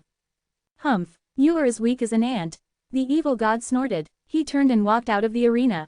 The disciples, mouths hung wide open as they watched the evil god leave. After a long while, someone finally cried out, "Hurry up! Help Abdul!" Several senior disciples rushed over and pulled Abdul down from the wall. After someone used a skill to protect his breath of life, he was hurriedly transported away.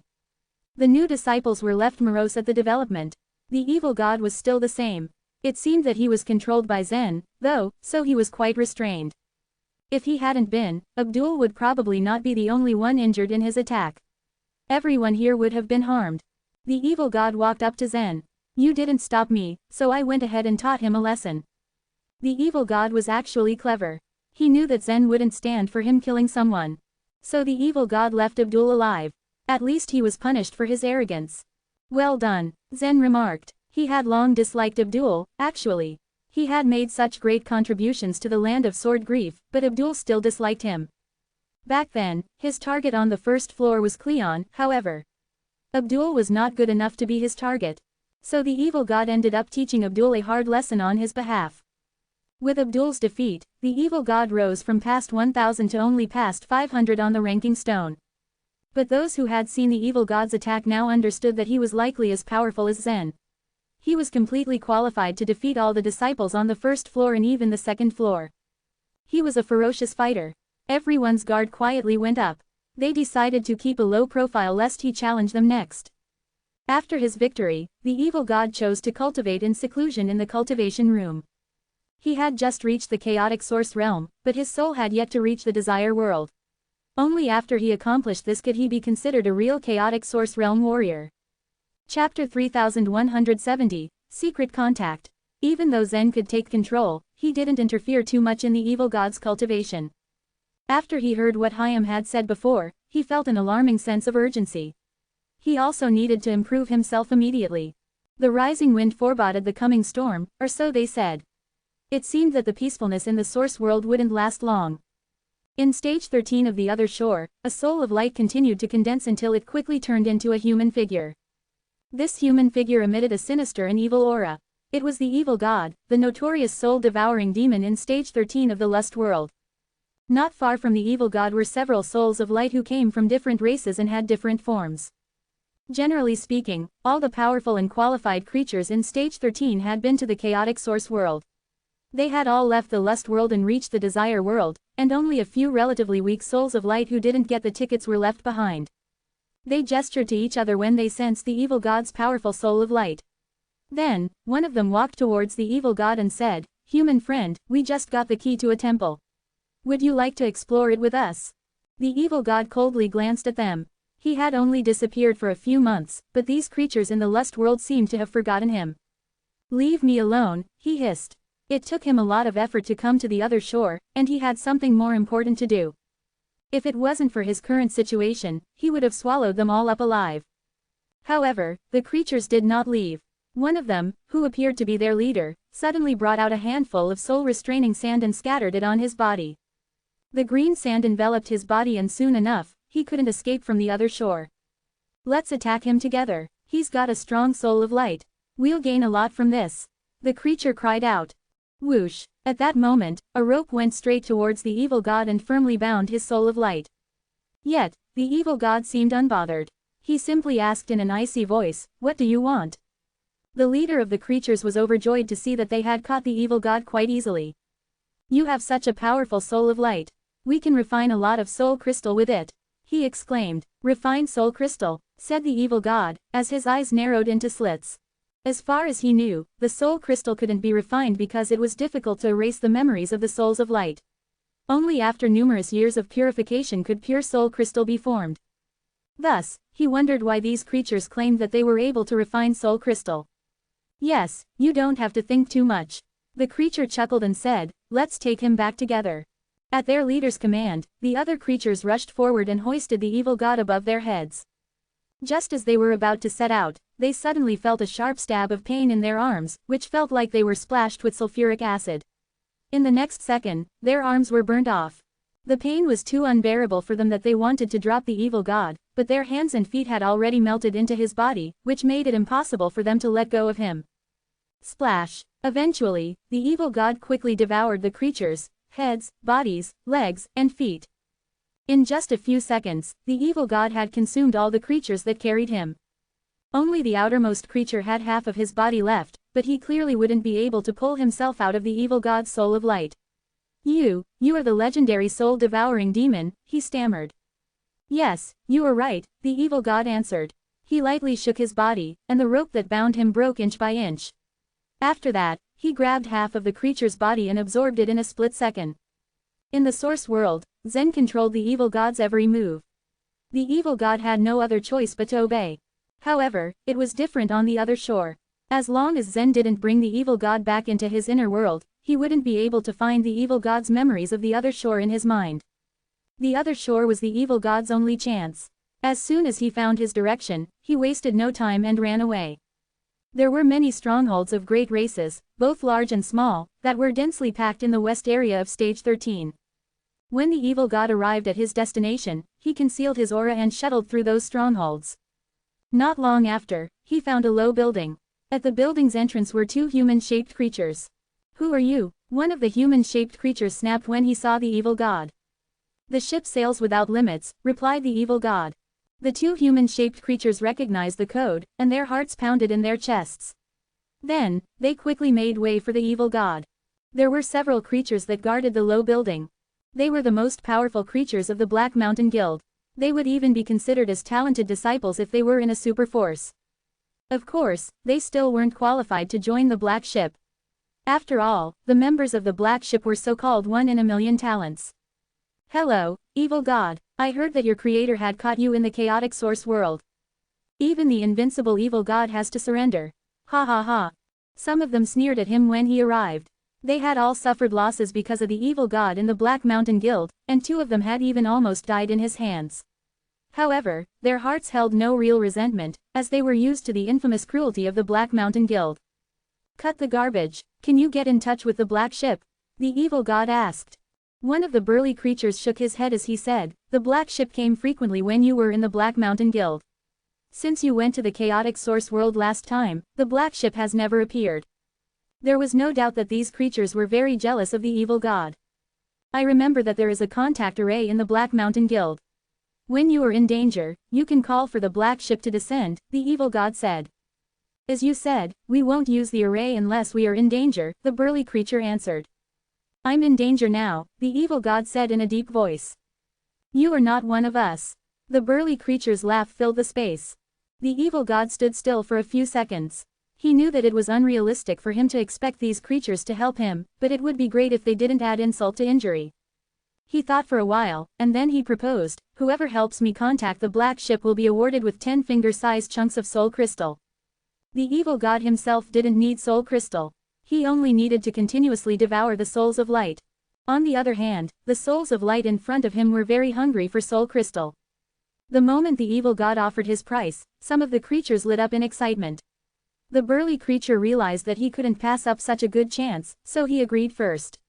10 finger-sized chunks of soul crystal, and I'll help you contact the Black Ship now," he declared. "I don't need 10 finger-sized chunks. 9 is enough. Give me 6. I'll activate the contact array." It turned out that there was no unity among the creatures of the Black Mountain Guild. Since it wasn't difficult to activate the contact array, the other creatures immediately chose to compete with the burly creature. The evil god simply ignored them and turned to the burly creature. "You activate the contact array, and I'll go find the soul crystal," he said. Afterwards he went straight out of the stronghold. The corner of his lips curved up into a small smirk. It was definitely an easy task for him to plunder 10-finger-sized chunks of soul crystal. Chapter 3171, Change. In some province, the big black ship cut across the sky quick as a flash. Following behind the black ship were two huge golden Buddha statues being carried atop the shoulders of a 10,000-foot-tall bald giant. The bald giant's eyes shone green and an immense string of Buddha beads hung around his neck and rested on his chest. His upper body was bare and his muscles bulged like massive hills. "Now that I am here, don't even try to escape. Hand them over. It's time we settle the score," roared the bald giant. The words thundered from his mouth, sending out strong and powerful reverberating sound waves through the air. There just so happened to be a medium-sized country below the bald giant, with several types of creatures living there. Most of them were mortals with a lifespan of less than 100 years. To them, the rumbles from the sky were like the end of the world. Many of them didn't even have the chance to react before they were hit by the sound, turned into a cloud of blood mist and disappeared into thin air. The tall buildings, walls and streets were all blasted into powder, reducing the city to a dusty desert. There were many mortals in the source world who lived like ants.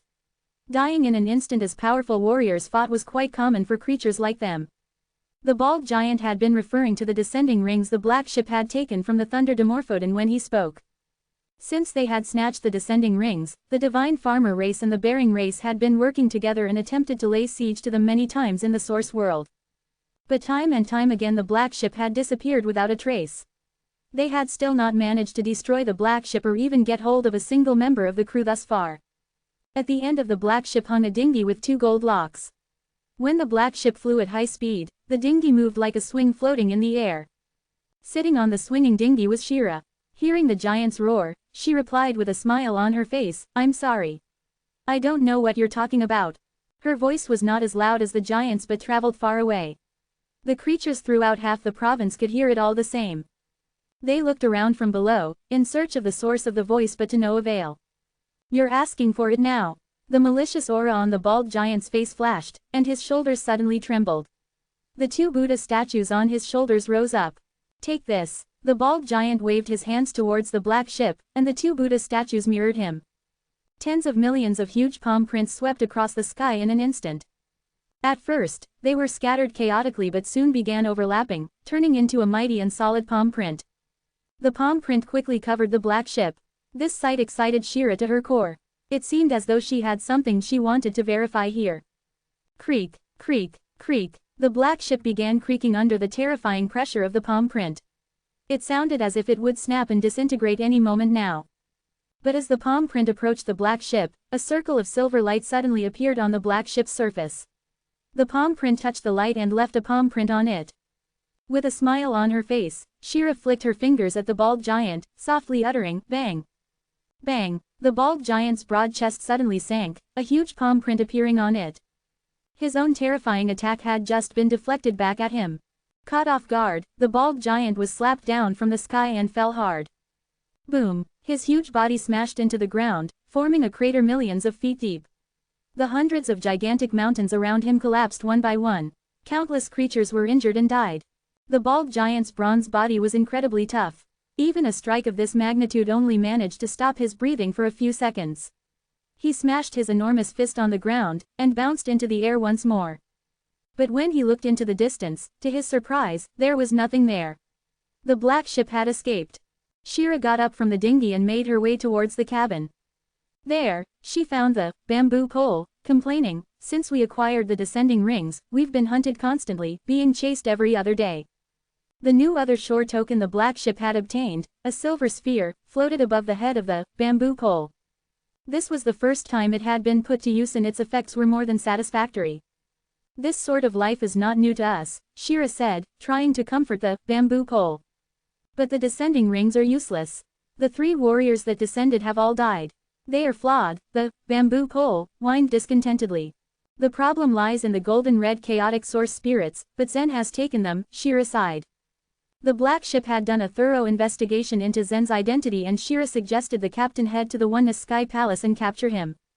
However, not only was it incredibly difficult to remove Zen in the base of the Oneness Sky Palace, it seemed there was something else the captain was afraid of. So for now, they could do nothing but wait. But while they waited, they were chased the entire time, and this was what upset the bamboo coal. Just as Shira comforted the bamboo coal, an unremarkable contact rune beside lit up. She looked at the contact rune and a strange expression contorted her face. The contact array of the Black Mountain Guild has been activated. Is someone planning an attack on them? Leave them alone, the bamboo coal huffed. The Black Mountain Guild was not under the direct control of the Black Ship. There was no obligation for them to protect the Black Mountain Guild. Shira blinked and the figure of the evil god appeared in her mind. An odd feeling swirled in her gut, and this prompted her to return to her room. Once there, she took out a small bottle, the blurry figure of the evil god still outlined in it. Since the evil god had been put into Zen's inner world, this figure hadn't moved.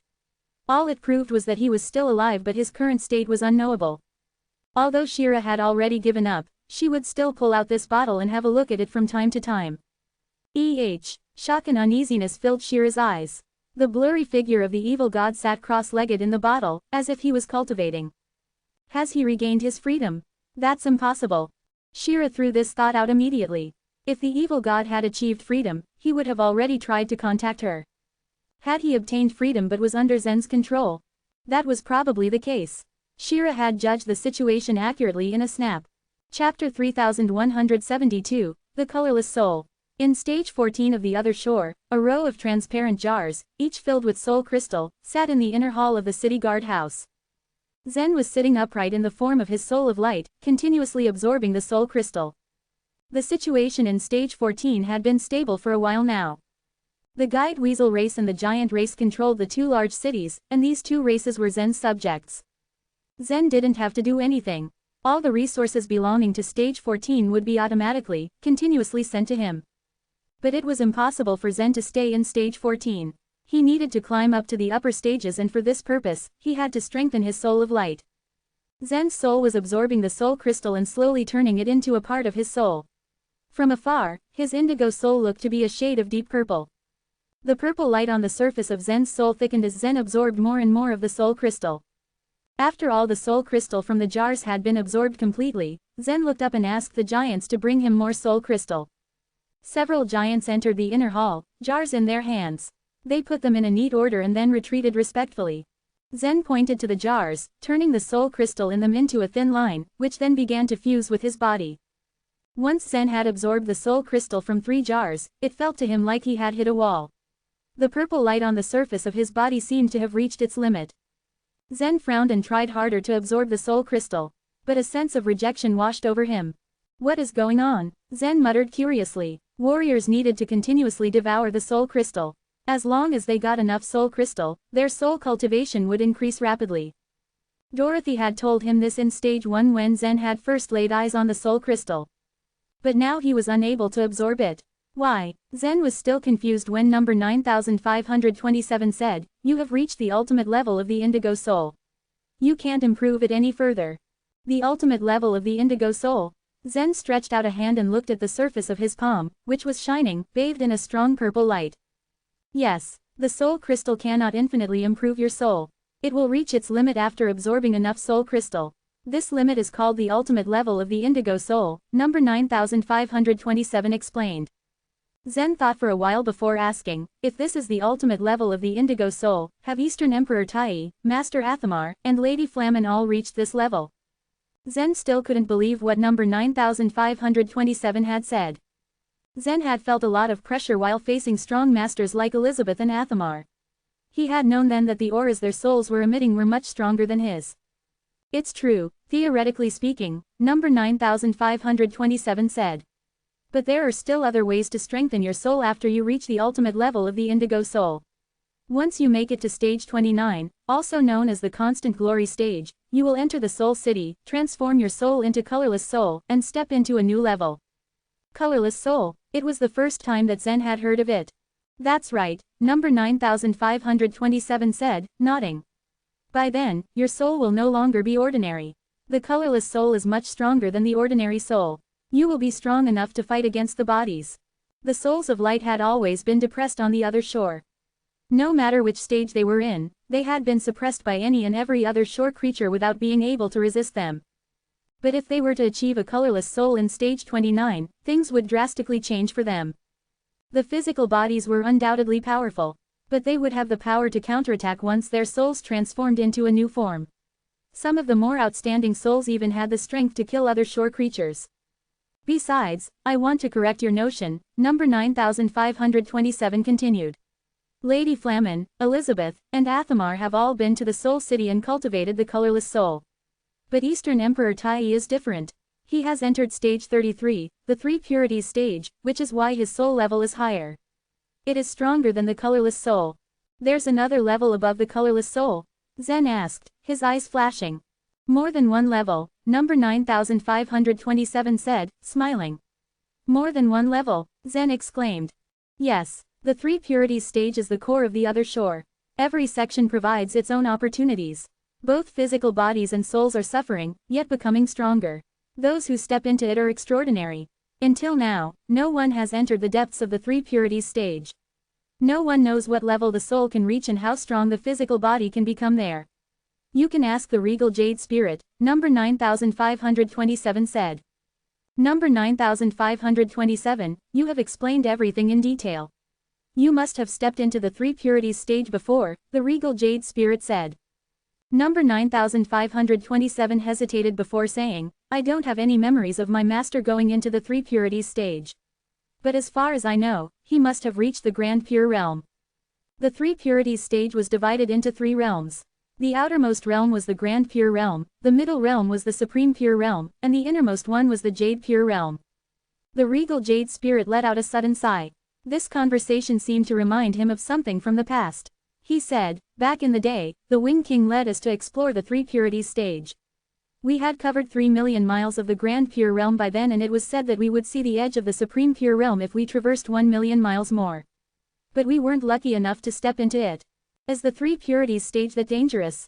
You couldn't even get through it with your physical bodies? Zen asked. Physical bodies? The Regal Jade Spirit shook his head and smiled.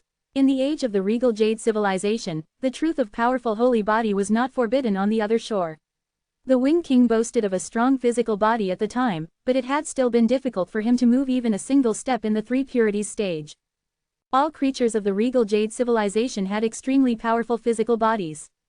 As far as I know, no one was able to even enter the Supreme Pure Realm before our era.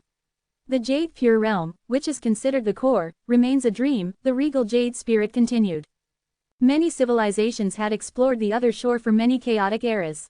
But they had only wandered around the periphery of the three purities stage for a long time. At the Regal Jade Spirit's words, Zen's eyes lit up. He was very obviously interested in the upper stages on the other shore. Since he had devoured enough soul crystal and reached the ultimate level of the indigo soul, he was going to break through to the upper stages. And although Zen was still quite some distance from the constant glory stage, he had reached the ultimate level of the indigo soul and would probably traverse the distance with ease. But then again, he still had another shore key from stage 17 in his hand. The other shore key had been obtained from the 6-pattern blood-storing seed. It was likely to be related to the secrets of the human race on the other shore. He had no choice but to investigate it. Chapter 3173, Preparations before leaving. After making his decision, Zen ordered the giants to put away the soul crystal. A considerable part of the soul crystal collected was distributed to the disciples on the first floor of the Land of Sword Grief. Even Cleon, who ranked first, received some. Almost all the disciples on the first floor retreated to stage 14. But Zen himself had also reserved a considerable amount of soul crystal, which he intended to give to Yan, Dorothy, Elvinia, and the 9 Li people. Once the soul crystal was removed, the giants positioned a stack of body-strengthening jades. Simultaneously, Zen retreated from the other shore before re-entering with his physical body. Many body-strengthening jades were crushed one after another, each one absorbed and refined by Zen. Now, Zen's body drew strength from several aspects. First, the strength of his body itself was incomparable to any others even before he reached the chaotic source realm. Second, he had the chaotic source spirits. Through the truth of godly way produced by his weapon body, Zen's chaotic source spirits had grown leaps and bounds ahead.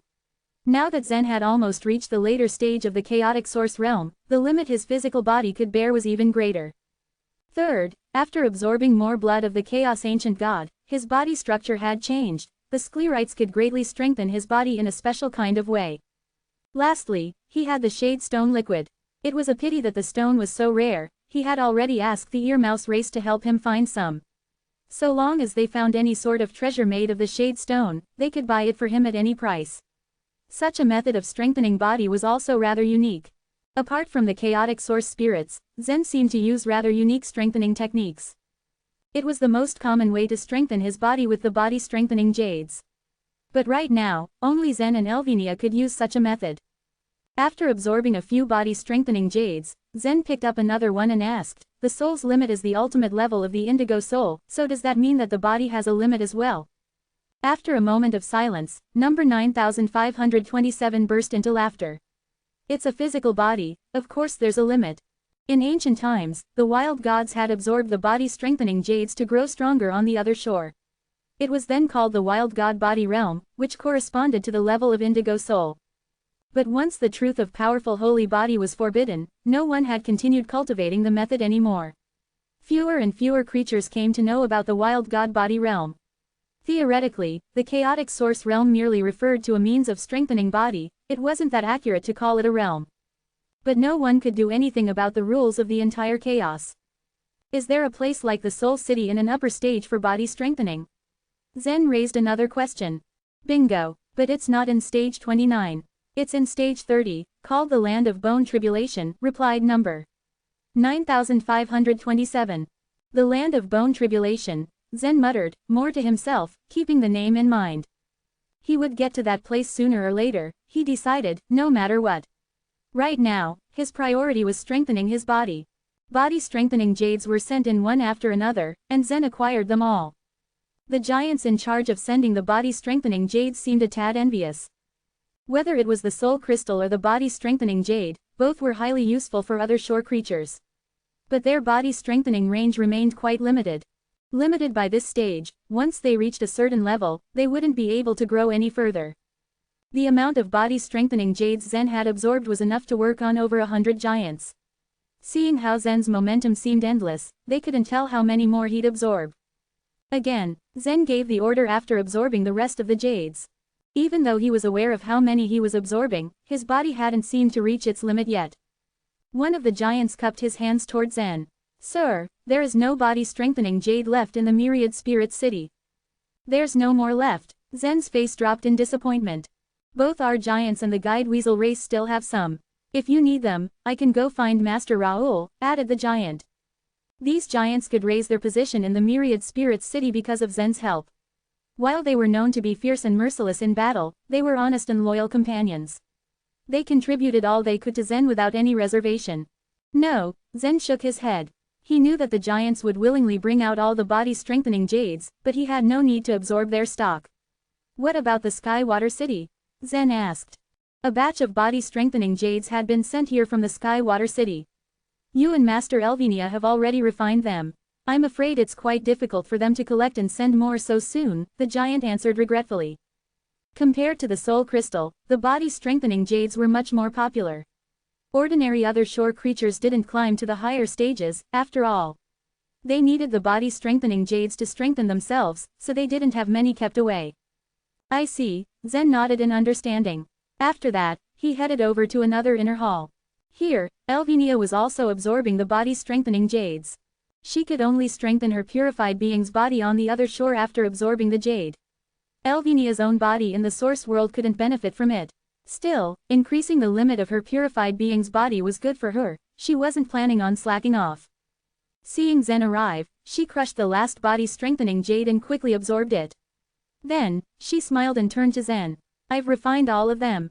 Elvenia could feel how much her purified being's body had strengthened. It made her hope for more body strengthening jades. After Zen had refused her in the Oneness Sky Palace, she had remained rather calm. She knew what Zen was thinking. After all, there was no need to rush. Instead, she went over to her father to offer him comfort. "We've refined all the body strengthening jades in stage 14.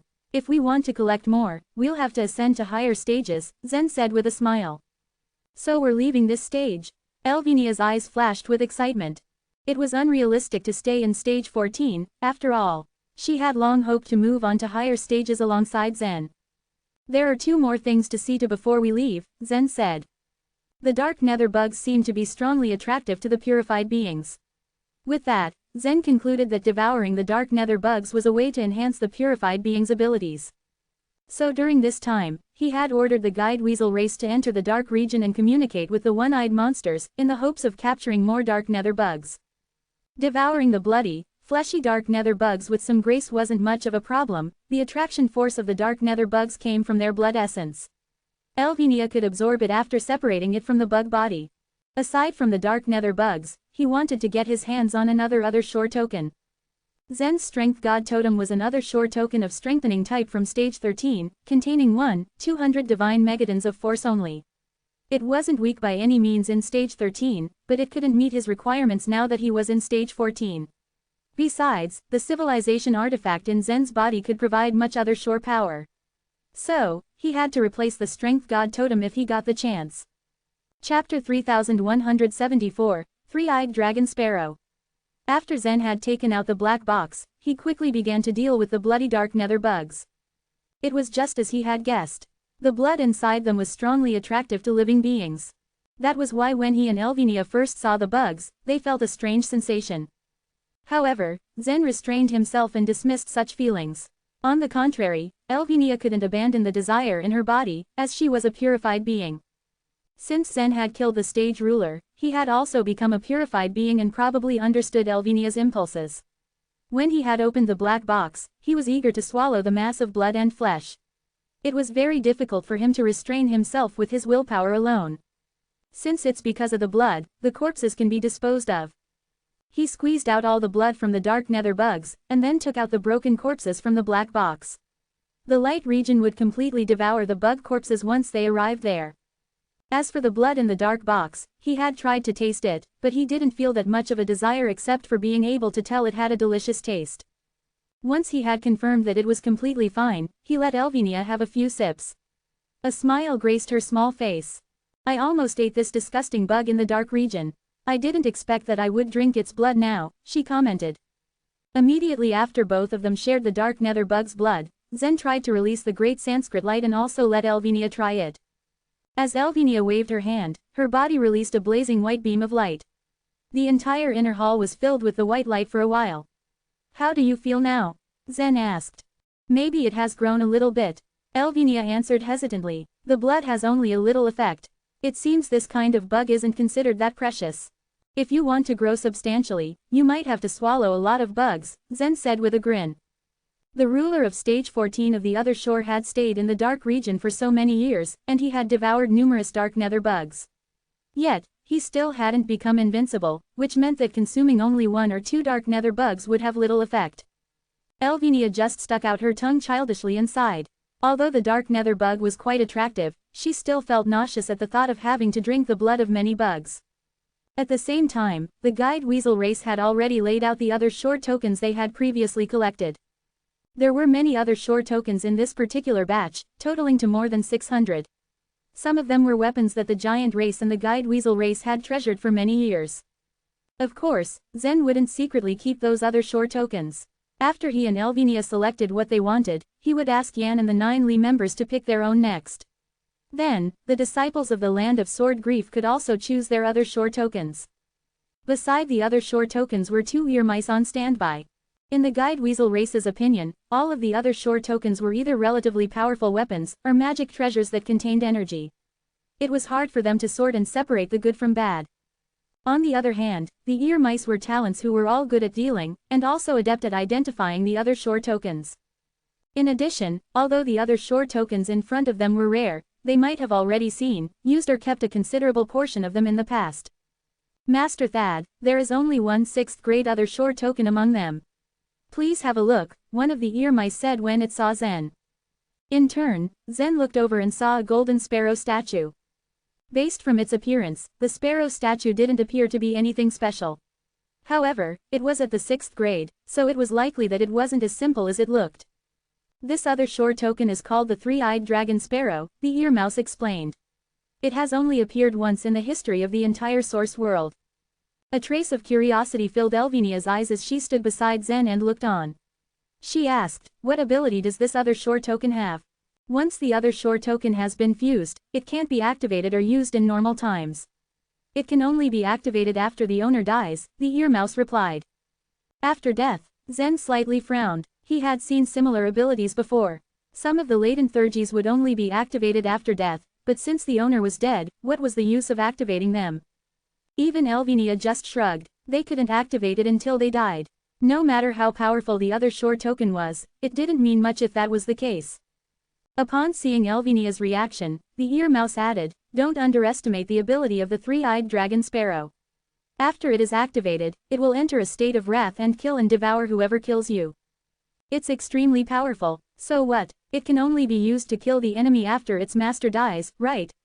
Elvinia muttered. After it devours the opponent, it will give birth to its master again inside its body. Everything will be as good as before after its master's rebirth, the earmouse said in response. Naturally, Zen was shocked when he heard what the earmouse had said. It can bring its master back to life. You mean one can still be reborn even after they break into pieces? He asked in disbelief. That's right, not to mention their broken bodies, even their magic treasures, weapons, and their space rings can be restored afterwards. Strictly speaking, the ability of the three-eyed dragon sparrow is not to revive someone, but rather to completely restore its master and their items to the previous condition. Indeed, the abilities of other shore tokens were always extremely amazing. For example, Hyam's golden abacus was a very powerful object. Even if he were to face a strong warrior in the source world, let alone mount with a low cultivation base, he could use the abacus to restrain their other shore power, no matter how great it was. Such unique abilities were often beyond imagination. If one could fuse with this other shore token, does it mean that they cannot be dead? Elvinia asked. It appeared that she, too, was quite interested in the other shore token. Of course not. Every time the one who has fused with it dies, one eye of the three-eyed dragon sparrow will be blind. Once it gets blind 3 times, it would be completely destroyed and cannot be used again. Even so, since this other shore token is in the 6th grade, it is definitely not weak, the earmouse answered. If it can revive its master infinitely, I think it can completely surpass the 6th grade, right? Zen asked again. Even the incomparable other shore token like the Heart of Accomplice had quite a catch. One had to sacrifice their own life while they utilized it, and it was a one-time use only. Then again, to fuse with the three-eyed dragon sparrow meant being immortal, and it could even devour one's opponent. It was simply too powerful that Zen felt it was truly incredible. Squeak. It has limits. After you have activated it, it needs to devour the opponent to revive its master. Furthermore, it could only be used 3 times, and one eye will be blind every time you use it. Lastly, the three-eyed dragon sparrow is not invincible. If your opponent has fled away after killing you, or if they are too powerful to be devoured, it clearly wouldn't be able to resurrect you, the earmouse replied. Chapter 3175, Stage 15 of the Other Shore. Even though the earmouse had specified some flaws regarding the other shore token, it was still undeniably powerful. This other shore token was the most powerful treasure of the Starfalcon race. It could also be activated on the other shore and be turned into a powerful three-eyed dragon sparrow. The earmice had their eyes on the other shore token for a long time. However, the Starfalcon race would not give in no matter how grand the price they were offered. Now that the Starfalcon race had been exterminated, their most powerful treasure fell into the hands of Zen. Although the other shore token was extremely powerful, Zen wanted something else. As he noticed that Elvinia was actually interested in it, he asked, what kind of truth of godly way is needed to fuse with this other shore token? He thought that if the truth of eternal sword intent didn't match the other shore token, Elvinia might not be able to merge with it. The truth of cultivation nature, the earmouse quickly replied. Zen stared at Elvinia's face.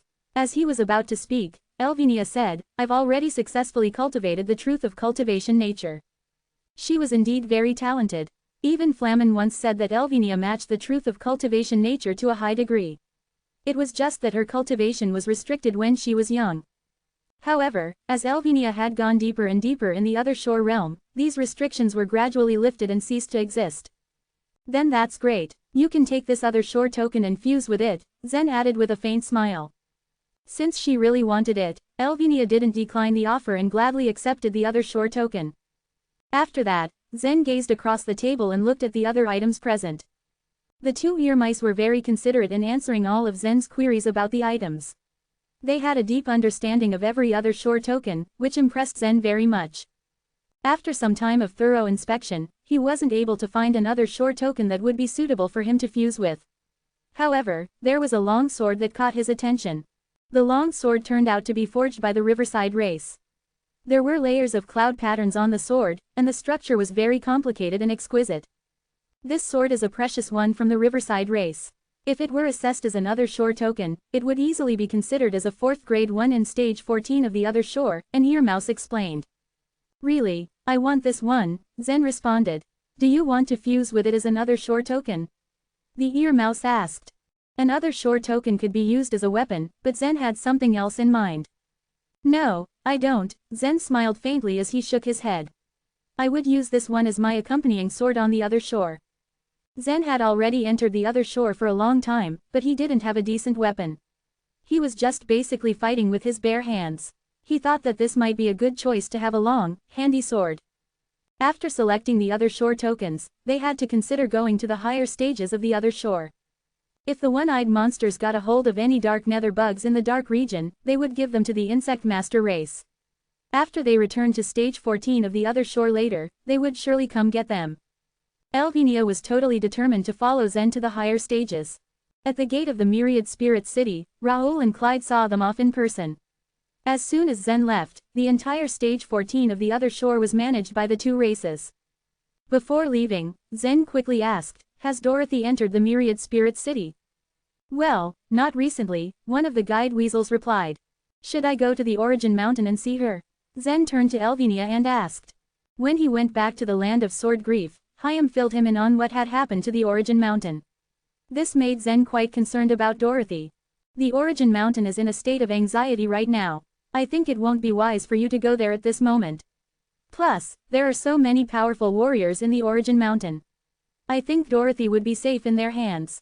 Elvinia tried to comfort him. Upon hearing this, Zen nodded in agreement. Zen exhorted Clyde for a while. He told him that all the resources should be distributed according to Hyam's requirements. However, he instructed that Dorothy must be able to have any resources she needed, including Zen's resources, once she entered the other shore. Furthermore, Zen also left some resources specifically for the evil god. Since the evil god entered the secluded cultivation room, Zen had never disturbed him. He didn't know if the evil god would be able to leave the lust world and enter the desire world in a short time, but he hoped he would have great progress while he was away. In the outside world, since the evil god had become Zen's inner world-generating avatar, Zen was able to interfere with the evil god's actions at any time. However, that wouldn't be the case as he entered the other shore. Zen would not be able to know what the evil god was doing, and so he had no choice but to trust him and let him proceed on his own. In the lust world, the stages of the other shore were interconnected by star rings, and every race had an independent star ring. The same went for the desire world. At the north of stage 14 of the other shore, star rings were neatly placed. Although stage 14 of the other shore had always been the home field of the Sun Crow race, the Star Falcon race had failed to occupy the Myriad Spirit City. Thus, the Star Falcon race wasn't able to control the star rings to collect the soul pills, failing the attempt to imitate what the Separate Abyss race did in stage 11 of the other shore.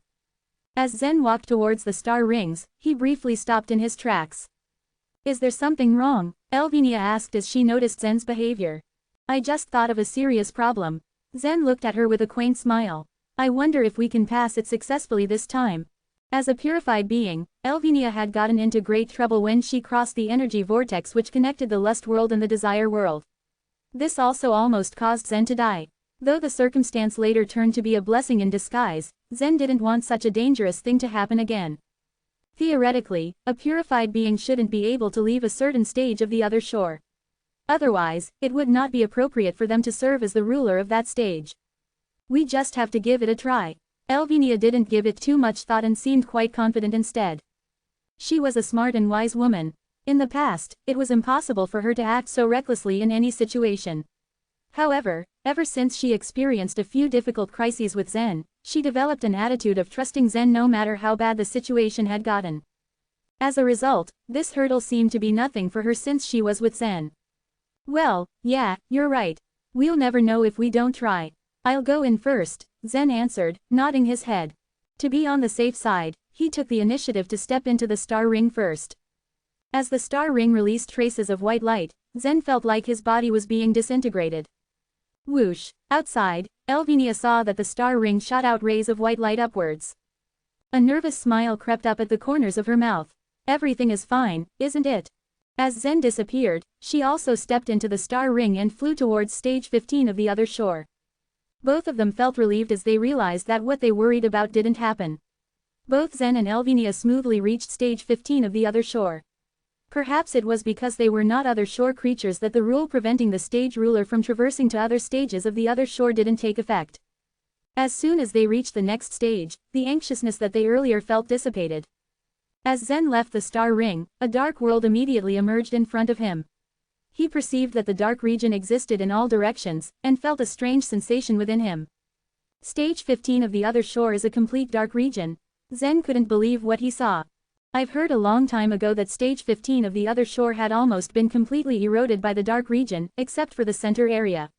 I didn't expect that the dark region was still expanding up until now. It seems that even the center area is being devoured, Elvenia said softly behind Zen, also surprised at the gloomy sight. The entire stage 15 of the other shore, except the area where the star rings were placed, was engulfed by the dark region. For ordinary people, there was no value in this and it would just be a waste of time to explore this stage. Chapter 3176, The Elephant Men. Both Zen and Elvenia could freely explore the dark region with their abilities. However, Zen thought constantly about the other shore key for stage 17. Thus he merely passed through stage 15 and continued his ascent. The two of them made their way upwards. They did not stay too long in stage 16 either and journeyed on. Finally, they arrived in stage 17 and came out on top of a mountain. After they crossed 3 stages rapidly, the pressure on the other shore increased. This type of pressure would have been unbearable for others, but the two of them managed. Elvenia had previously absorbed enough soul crystal and had already reached the ultimate level of the indigo soul. Zen also did not feel anything with his physical body.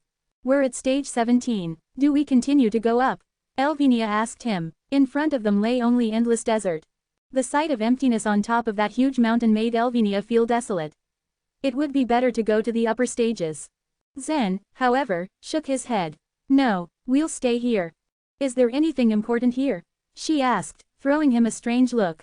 If it was about other shore tokens, Zen could easily find better ones in the upper stages. Yes, just wait here for me, he told her, not divulging much information on what he was currently planning. Without a word, Zen withdrew from the other shore and activated the other shore key from the blood-storing seed. He then began to recite the Sanskrit words deciphered by Jeffrey. Sand, bone, separate. As he finished reciting the words, Zen reached out and gently pressed the other shore key's lines. When he returned to the other shore, his palm was covered with lustrous map lines. Another shore key, Elvenia muttered, staring at his palm in wonder. Zen nodded as the map shimmered in his palm. Yes. Despite his confirmation, a trace of doubt remained in Elvenia's eyes.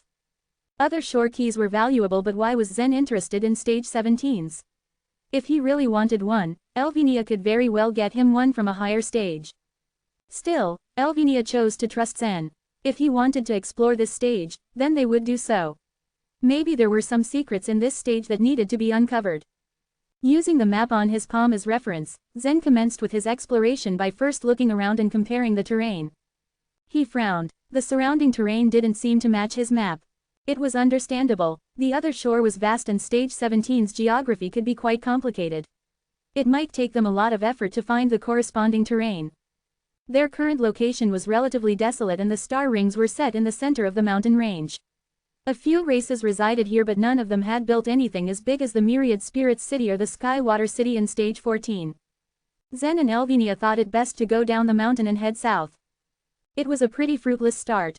The direction they took had nothing but low and barren mountains for miles.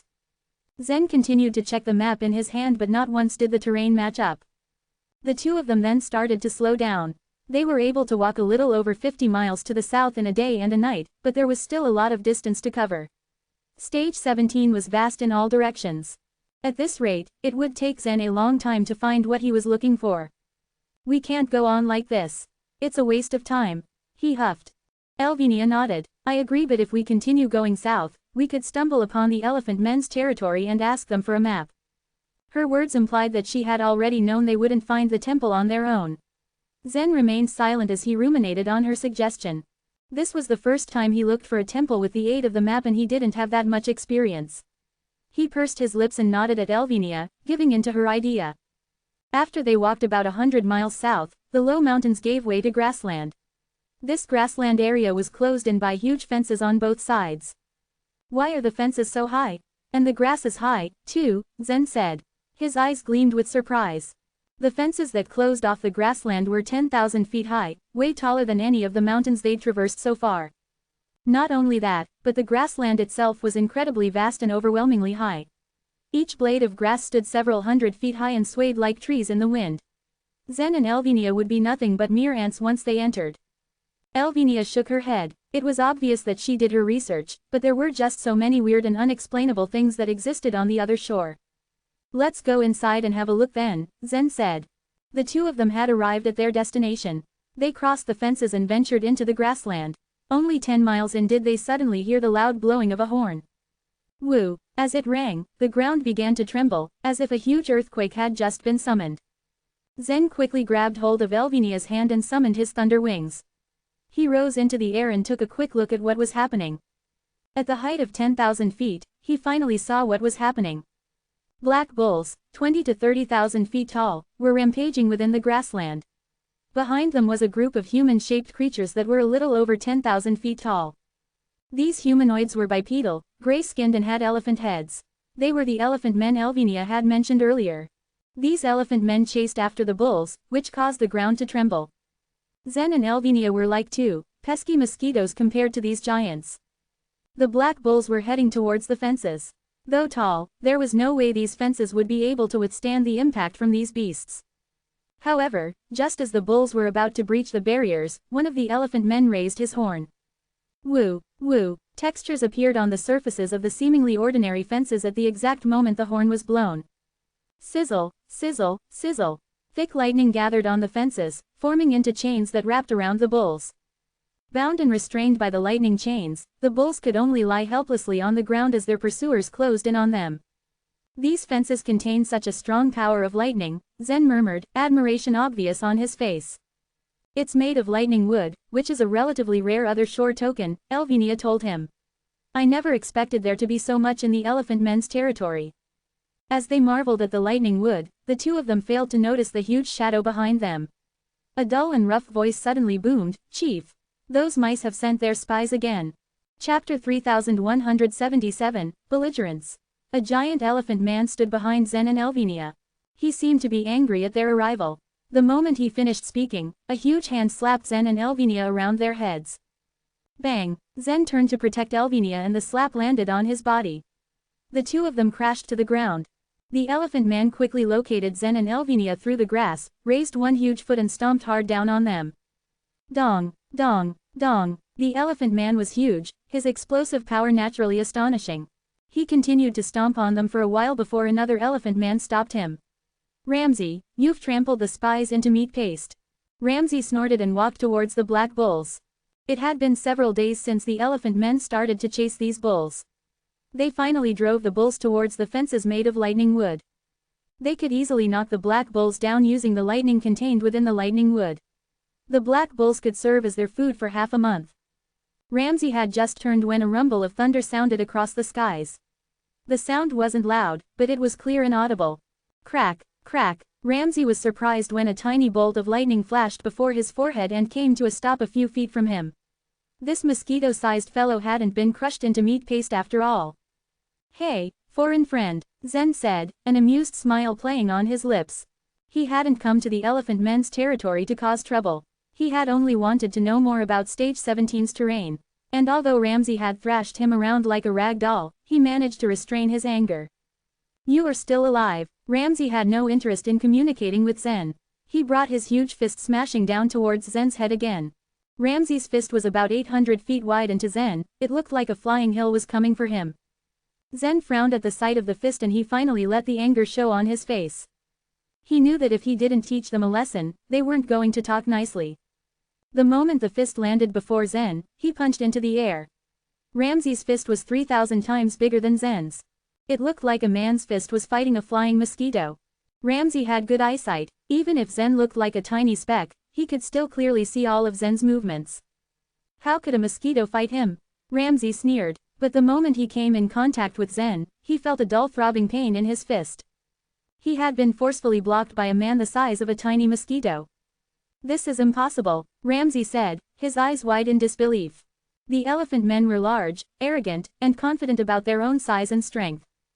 How could Ramsey allow a mere mosquito to block his attack? The muscles in his right arm bulged and his strength continued to explode in an attempt to suppress the mosquito in front of him. But the tiny mosquito was like a wall that could not be crossed. All the other elephant men had originally headed straight for the black bulls, but they turned around at the sounds. They watched Ramsey's movements, confused. "What's wrong, Ramsey?" asked the chieftain of the elephant men. It was difficult to see Zen from where they were standing. Ramsey's face turned red with anger. He used up all his strength, gritted his teeth, and said, "This little thing's strength is terrifying." As he spoke, he withdrew his fist and sent it flying at Zen again. Whoosh, boom, this punch hit the invisible wall as well. The air stirred around them and the tall grass came crashing to the ground.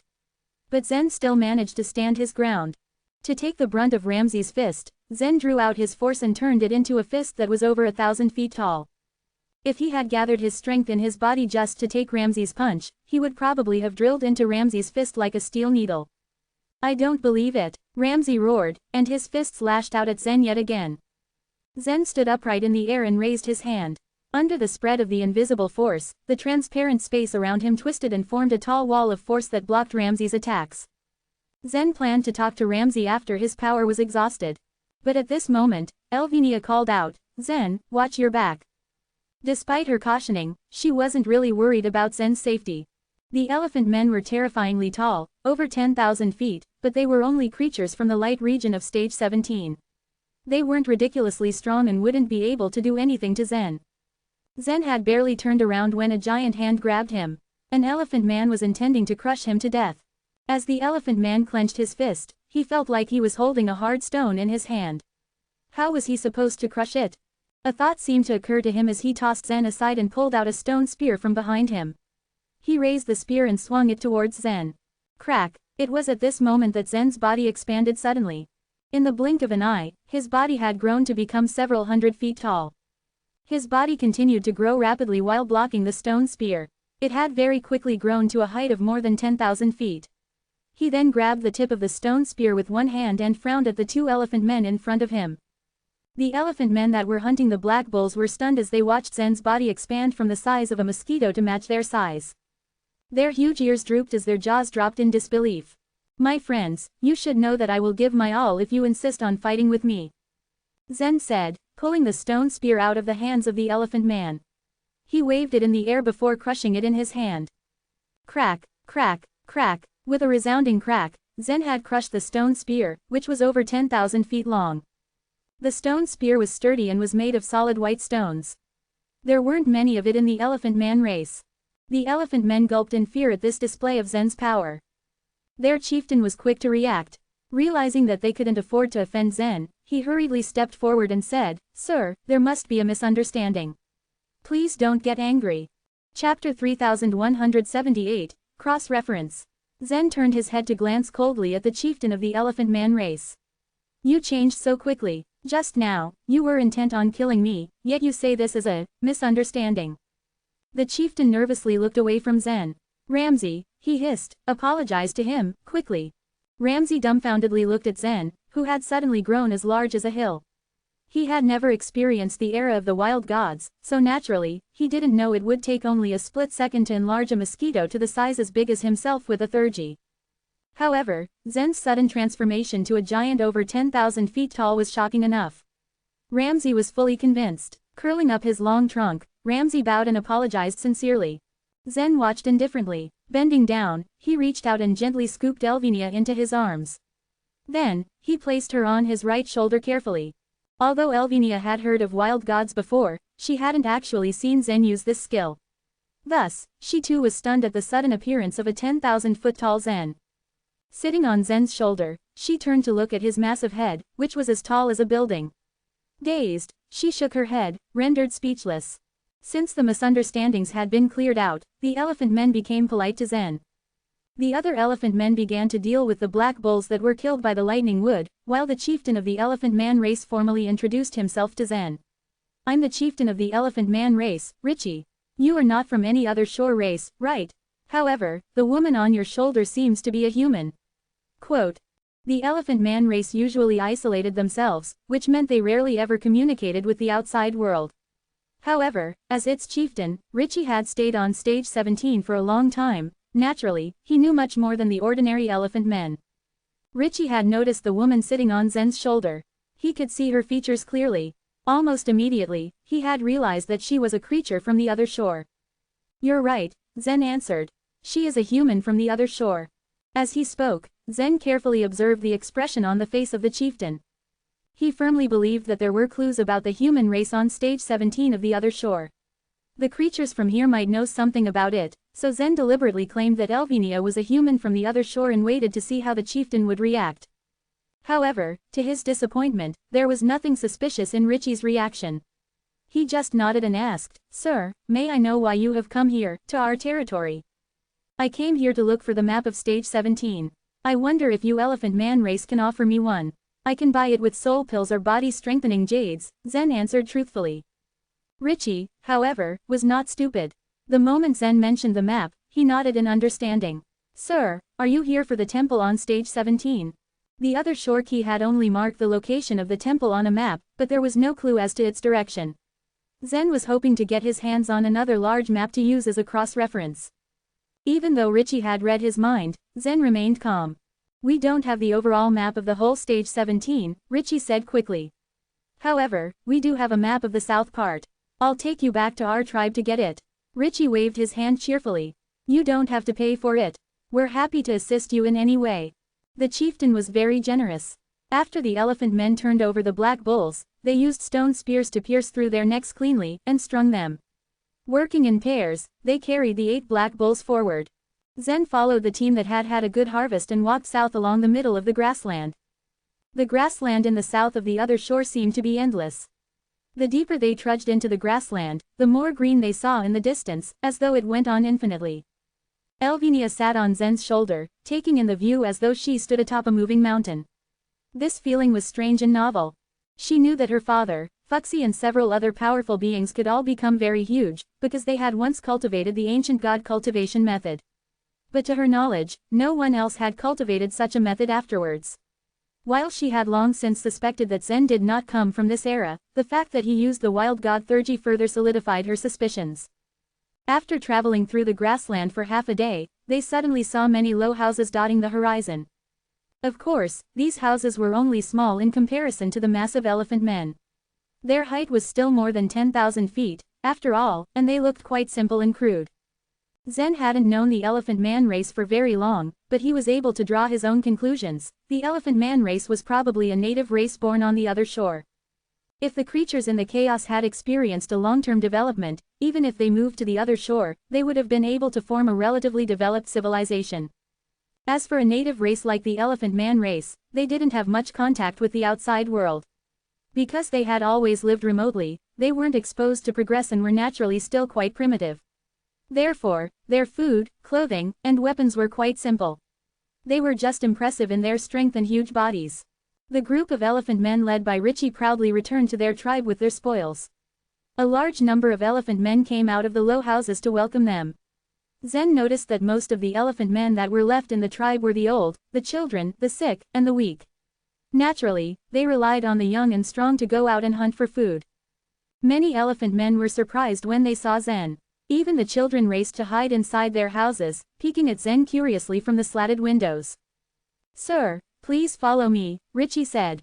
I'll take you to fetch the map. Following closely behind Richie, Zen arrived at a house that sat in the center of the tribe. Although it was still modest, it was larger in scale compared to the other houses. Upon entering the house, Zen saw an elephant man sitting cross-legged in the middle of the house. His body was covered in brightly colored paint, forming intricate patterns on his skin. The paint was evenly applied across his body and one could not even tell the original color of his skin. This is our high priest Merkab. Richie gestured towards the painted elephant man. Obviously, the position of the high priest was even higher than that of the chieftain. Richie bowed deeply to the painted elephant man. High priest, this is our friend from another race. He wants to see the map of the south. Merkab looked at Zen up and down a few times. Because he had managed the affairs of the tribe with Richie since time immemorial, Merkab trusted Richie's judgment. Without uttering a word, the high priest nodded and proceeded to take out a board from a wooden box, no questions asked. Turning the board over, Zen saw it was an intricately carved map. Merkab then retreated to the side of the house to continue meditating. This is the south part of stage 17, and we are here. Richie pointed at a location on the map, which was the center of the grassland. Zen studied the map closely. He realized that more than half of the grassland was barricaded by fences made from lightning wood. It must not have been easy to build these fences, he pondered quietly. It was unknown if they were built by the human race or by other creatures. Every stage had its own secrets. Even though Zen was very curious about the fence, he decided against asking the chieftain about it, since it was their business. Instead, he focused on his goal to find the location of the temple. With a flick of his hand, the map that was reflected by the other shore key came into view. Zen proceeded to look for the temple on the map carved on the board while cross-referencing with the map from the other shore key. Chapter 3179, A Dangerous Place. He studied the two maps carefully, cross-checking each area, one by one. The terrain of the grassland area in the south was relatively straightforward, so Zen didn't pay much attention to it. The key was to compare the four corners on the board with the map in his palm. About 5 minutes later, Zen had finished comparing the two maps. His originally relaxed eyebrows were now furrowed tightly. His target was not on this map. Noticing Zen's expression, Chieftain Richie asked, "You didn't find it, did you?" This map only portrayed the south region of stage 17 of the other shore, so it wouldn't have been surprising if Zen couldn't find what he was looking for. Zen nodded with a sigh. He had no choice but to look for it elsewhere. Just as Zen was about to bid Richie farewell, Elvinia piped up excitedly from his shoulder, "Wait a minute, Zen. Look at the rightmost area of the map." Zen frowned slightly, as though he didn't understand her. Then, it dawned on Elvinia that he couldn't hear her due to their massive difference in body size. Channeling her strength into her voice, she repeated it again loudly. Finally understanding what Elvinia was saying, Zen turned to look at where she was pointing. On the rightmost side of the map, the grassland area suddenly stopped and was replaced by what seemed to be a desert. On the carved map provided by the Elephant Man race, it was carved vaguely, which was why Zen hadn't noticed it before. But even so, the junction of the grassland and the desert formed a triple gourd-shaped area. Now look at the left side of the map on your palm. Is there a wavy line? Elvinia continued excitedly. When Zen looked at the map formed by the other shore key on his palm, his eyes lit up. This wavy line was just enough to match the lower part of the triple gourd. He even pressed his palm down and observed the two maps more carefully. The more he studied it, the more he felt they were a match. "Thanks for your careful observation, Elvinia," Zen said with a smile. "Certainly." Elvinia smiled back sweetly. Then, Zen turned to face the chieftain. Richie looked back at him uneasily. Pointing his finger on the map, Zen asked, "Chieftain Richie, I think this area goes beyond the territory of the Elephant Man race. Do you know where this is?" "That place," said Richie hesitantly. Zen studied Richie curiously. Was this place special? At this moment, the high priest suddenly cut in. "Humans, I advise you to give up your plans of going there. That's not a place you can set foot on." "Why not?" Of course, Zen wouldn't back down just because some priest was warning him. "It's very dangerous there, very. No one is more powerful than the ruler of stage 17 of the other shore." However, even 3 of them lost their lives there, one after another, the high priest blurted out. Zen knitted his brows, slightly surprised at the high priest's sudden outburst. Elvinia, who had been listening too, frowned deeply. With the strength of the purified being, they had gone through the other shore very easily. This place didn't seem like anything out of the ordinary. It never would have crossed their minds that it was so dangerous that 3 purified beings had died there. The stage rulers died there. And as many as 3. How was that possible? Zen asked in disbelief. Young people tend to forget about this history, but it has been seared into the memories of us older ones, the high priest said in a hazy tone. Back then, they had fought fiercely for years in stage 17 of the other shore, just so they could earn the title of stage ruler. No matter which side won, they would immediately head there as soon as possible. Pointing at the rightmost area of the map, the high priest continued, "They did all that just to reach that place. However, it was just far too dangerous. Unfortunately, even the stage rulers were not able to enter that place and make it out alive. Who were they? Zen narrowed his eyes. I don't know, the high priest answered, shaking his head. At that time, I was just a child. Our elephant man race often suffered unexpected disasters. It was not until they had failed 3 times did they finally choose to give up. Since then, our race has begun to live a peaceful life. The high priest's tone turned bitter at the memory. But according to your story, there were more than just one force. Zen asked. Yes, there were at least 3 forces, the high priest replied. If these forces were able to compete with each other directly for the position of stage ruler, they must have been among the top civilizations on the whole other shore. The one-eyed monsters and the black monkeys instantly came to his mind when Zen realized this. In addition, the 3-eyed boy in stage 13 of the other shore must have come from another force. Could it be, were these the 3 forces the high priest was talking about? So you'd better not go there. Otherwise, you will die, the high priest warned ominously. Although he hadn't seen Zen's fighting skills with his own eyes yet, he knew that Zen was by no means an ordinary person. But no matter how powerful he was, there was no way he could survive. The high priest didn't think he could be stronger than those stage rulers. Thank you for the warning. If it truly is too dangerous, then it's not worth taking the risk. Zen cupped his hands and bowed respectfully towards the high priest. Elvinia, who had been sitting on Zen's shoulder this whole time, glanced at him confusedly. The Zen she knew wouldn't have shrunk back from the face of difficulty. After that, Zen bade them goodbye, despite Richie inviting them to stay. Together with Elvinia, Zen headed out into the grassland once more. Not long after leaving the Elephant Man race's settlement, Zen's body began to shrink rapidly. He grabbed Elvinia, and they fell onto a blade of grass like 2 raindrops. Are you really leaving? Elvinia asked with hands on her hips. She eyed Zen suspiciously. Of course not. Zen shook his head, his eyes twinkling mischievously. But it seemed like the Elephant Man race didn't want us to go there. And so, are they qualified to stop us? Elvinia said haughtily. Even though she was tiny compared to an elephant man, she was confident she would be able to kill them all. Of course they can't stop us, Zen smiled gently. But I suspect that the Elephant Man race is related to those great civilizations, which means, the Elephant Men might have been left here on purpose by the other civilizations in order to keep watch. Previously, Zen had suspected that the fences were not built by the Elephant Man race. Now, it seemed that the purpose of building those fences was probably to divide the territory and to confine the Elephant Man race to the grassland. That's just your speculation, spat Elvinia. Whether I'm right or wrong, we'd better go to that place after bypassing the Elephant Man race. It will be much safer that way. You're right. After the conversation, they started to head north, straight towards the area marked on the map. Meanwhile, in the house that stood in the center of the Elephant Men's settlement, the high priest suddenly bolted upright. Richie, hurry. Take down the heavenly spirit bead. Richie trembled slightly at the high priest's sudden request. The heavenly spirit bead was a sacred treasure of the Elephant Man race. It had always been placed on the top of the totem pole, where it was worshipped by all the members of the race.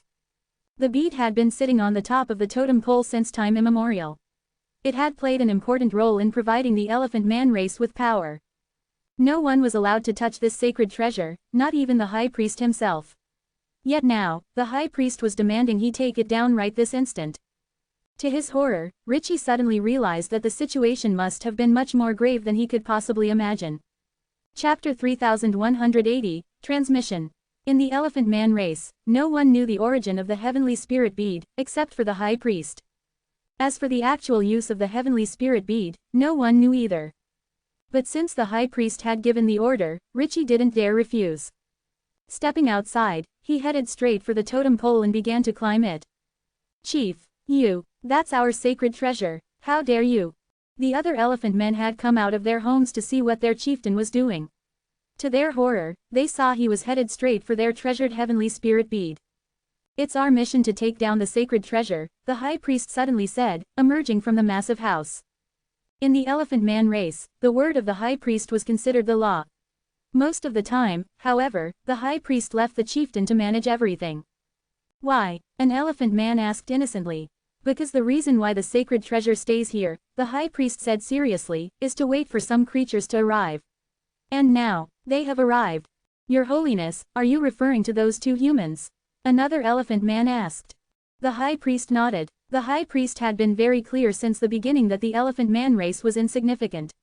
They had but one mission, and before it was completed, they might have had some reason to exist.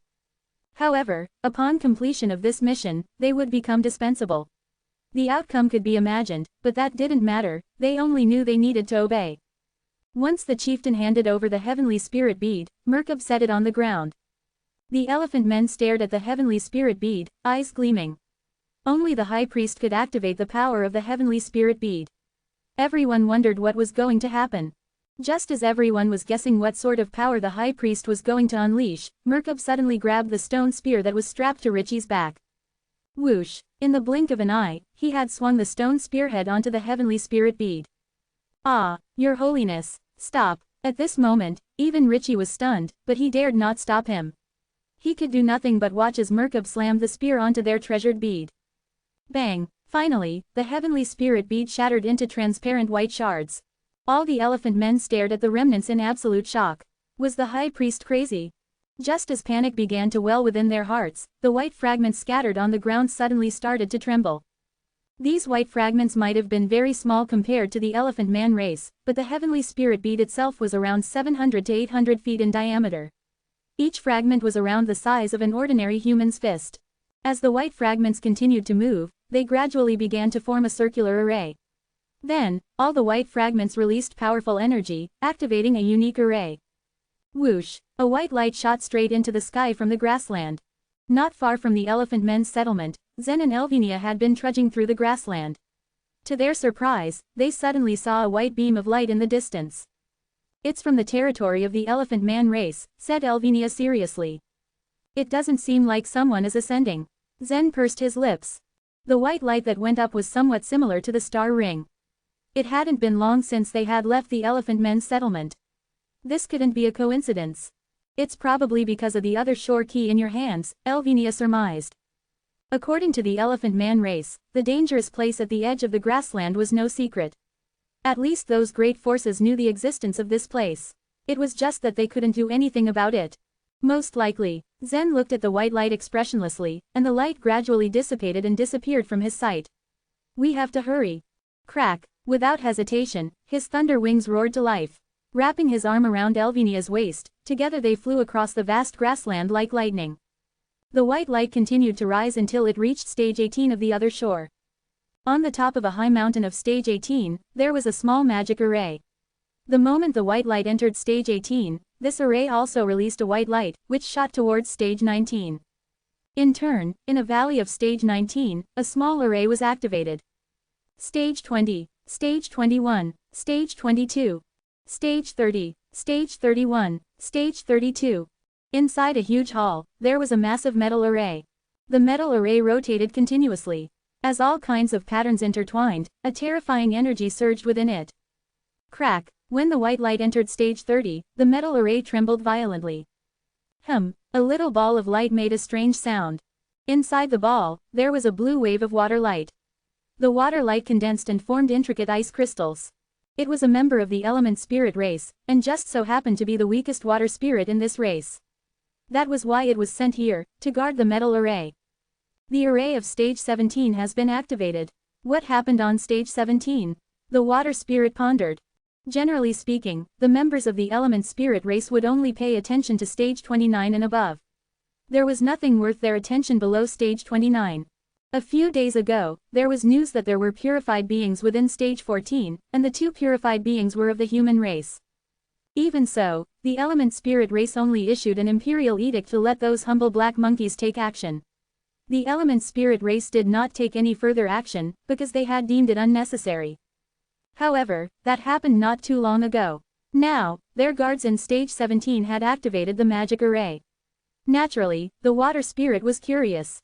Stage 17, could it be because of that dangerous place? The blue light suddenly spread out from the body of the water spirit. This flashing blue light served as a signal, telling its companions that it had some news. The members of the element spirit race had the ability to fuse with each other. The moment they called out to their companions, their voices would automatically adjust to be heard. Therefore, in an instant, all the members of the element spirit race who could respond to the water spirit gathered in its body. Within the little orb of light, dazzling golden lights and blazing flames appeared. What's wrong? This seems to be news coming from a low stage. Humph, it's only stage 17. Did you really need to call everyone here? Naturally, the other members of the element spirit race grew impatient. The water spirit didn't say anything. It let the metal array speak for itself. As the metal array continued to rotate, a blurry picture appeared in front of everyone. In the picture, it was the high priest of the elephant man race, Merkab. The transmission of information was very complicated on the other shore. Even the element spirit race who had a thorough understanding of the other shore could only pass through the transmission stage by stage. After having to go through so many stages, it was already amazing in itself that the array was able to show the picture of the elephant man.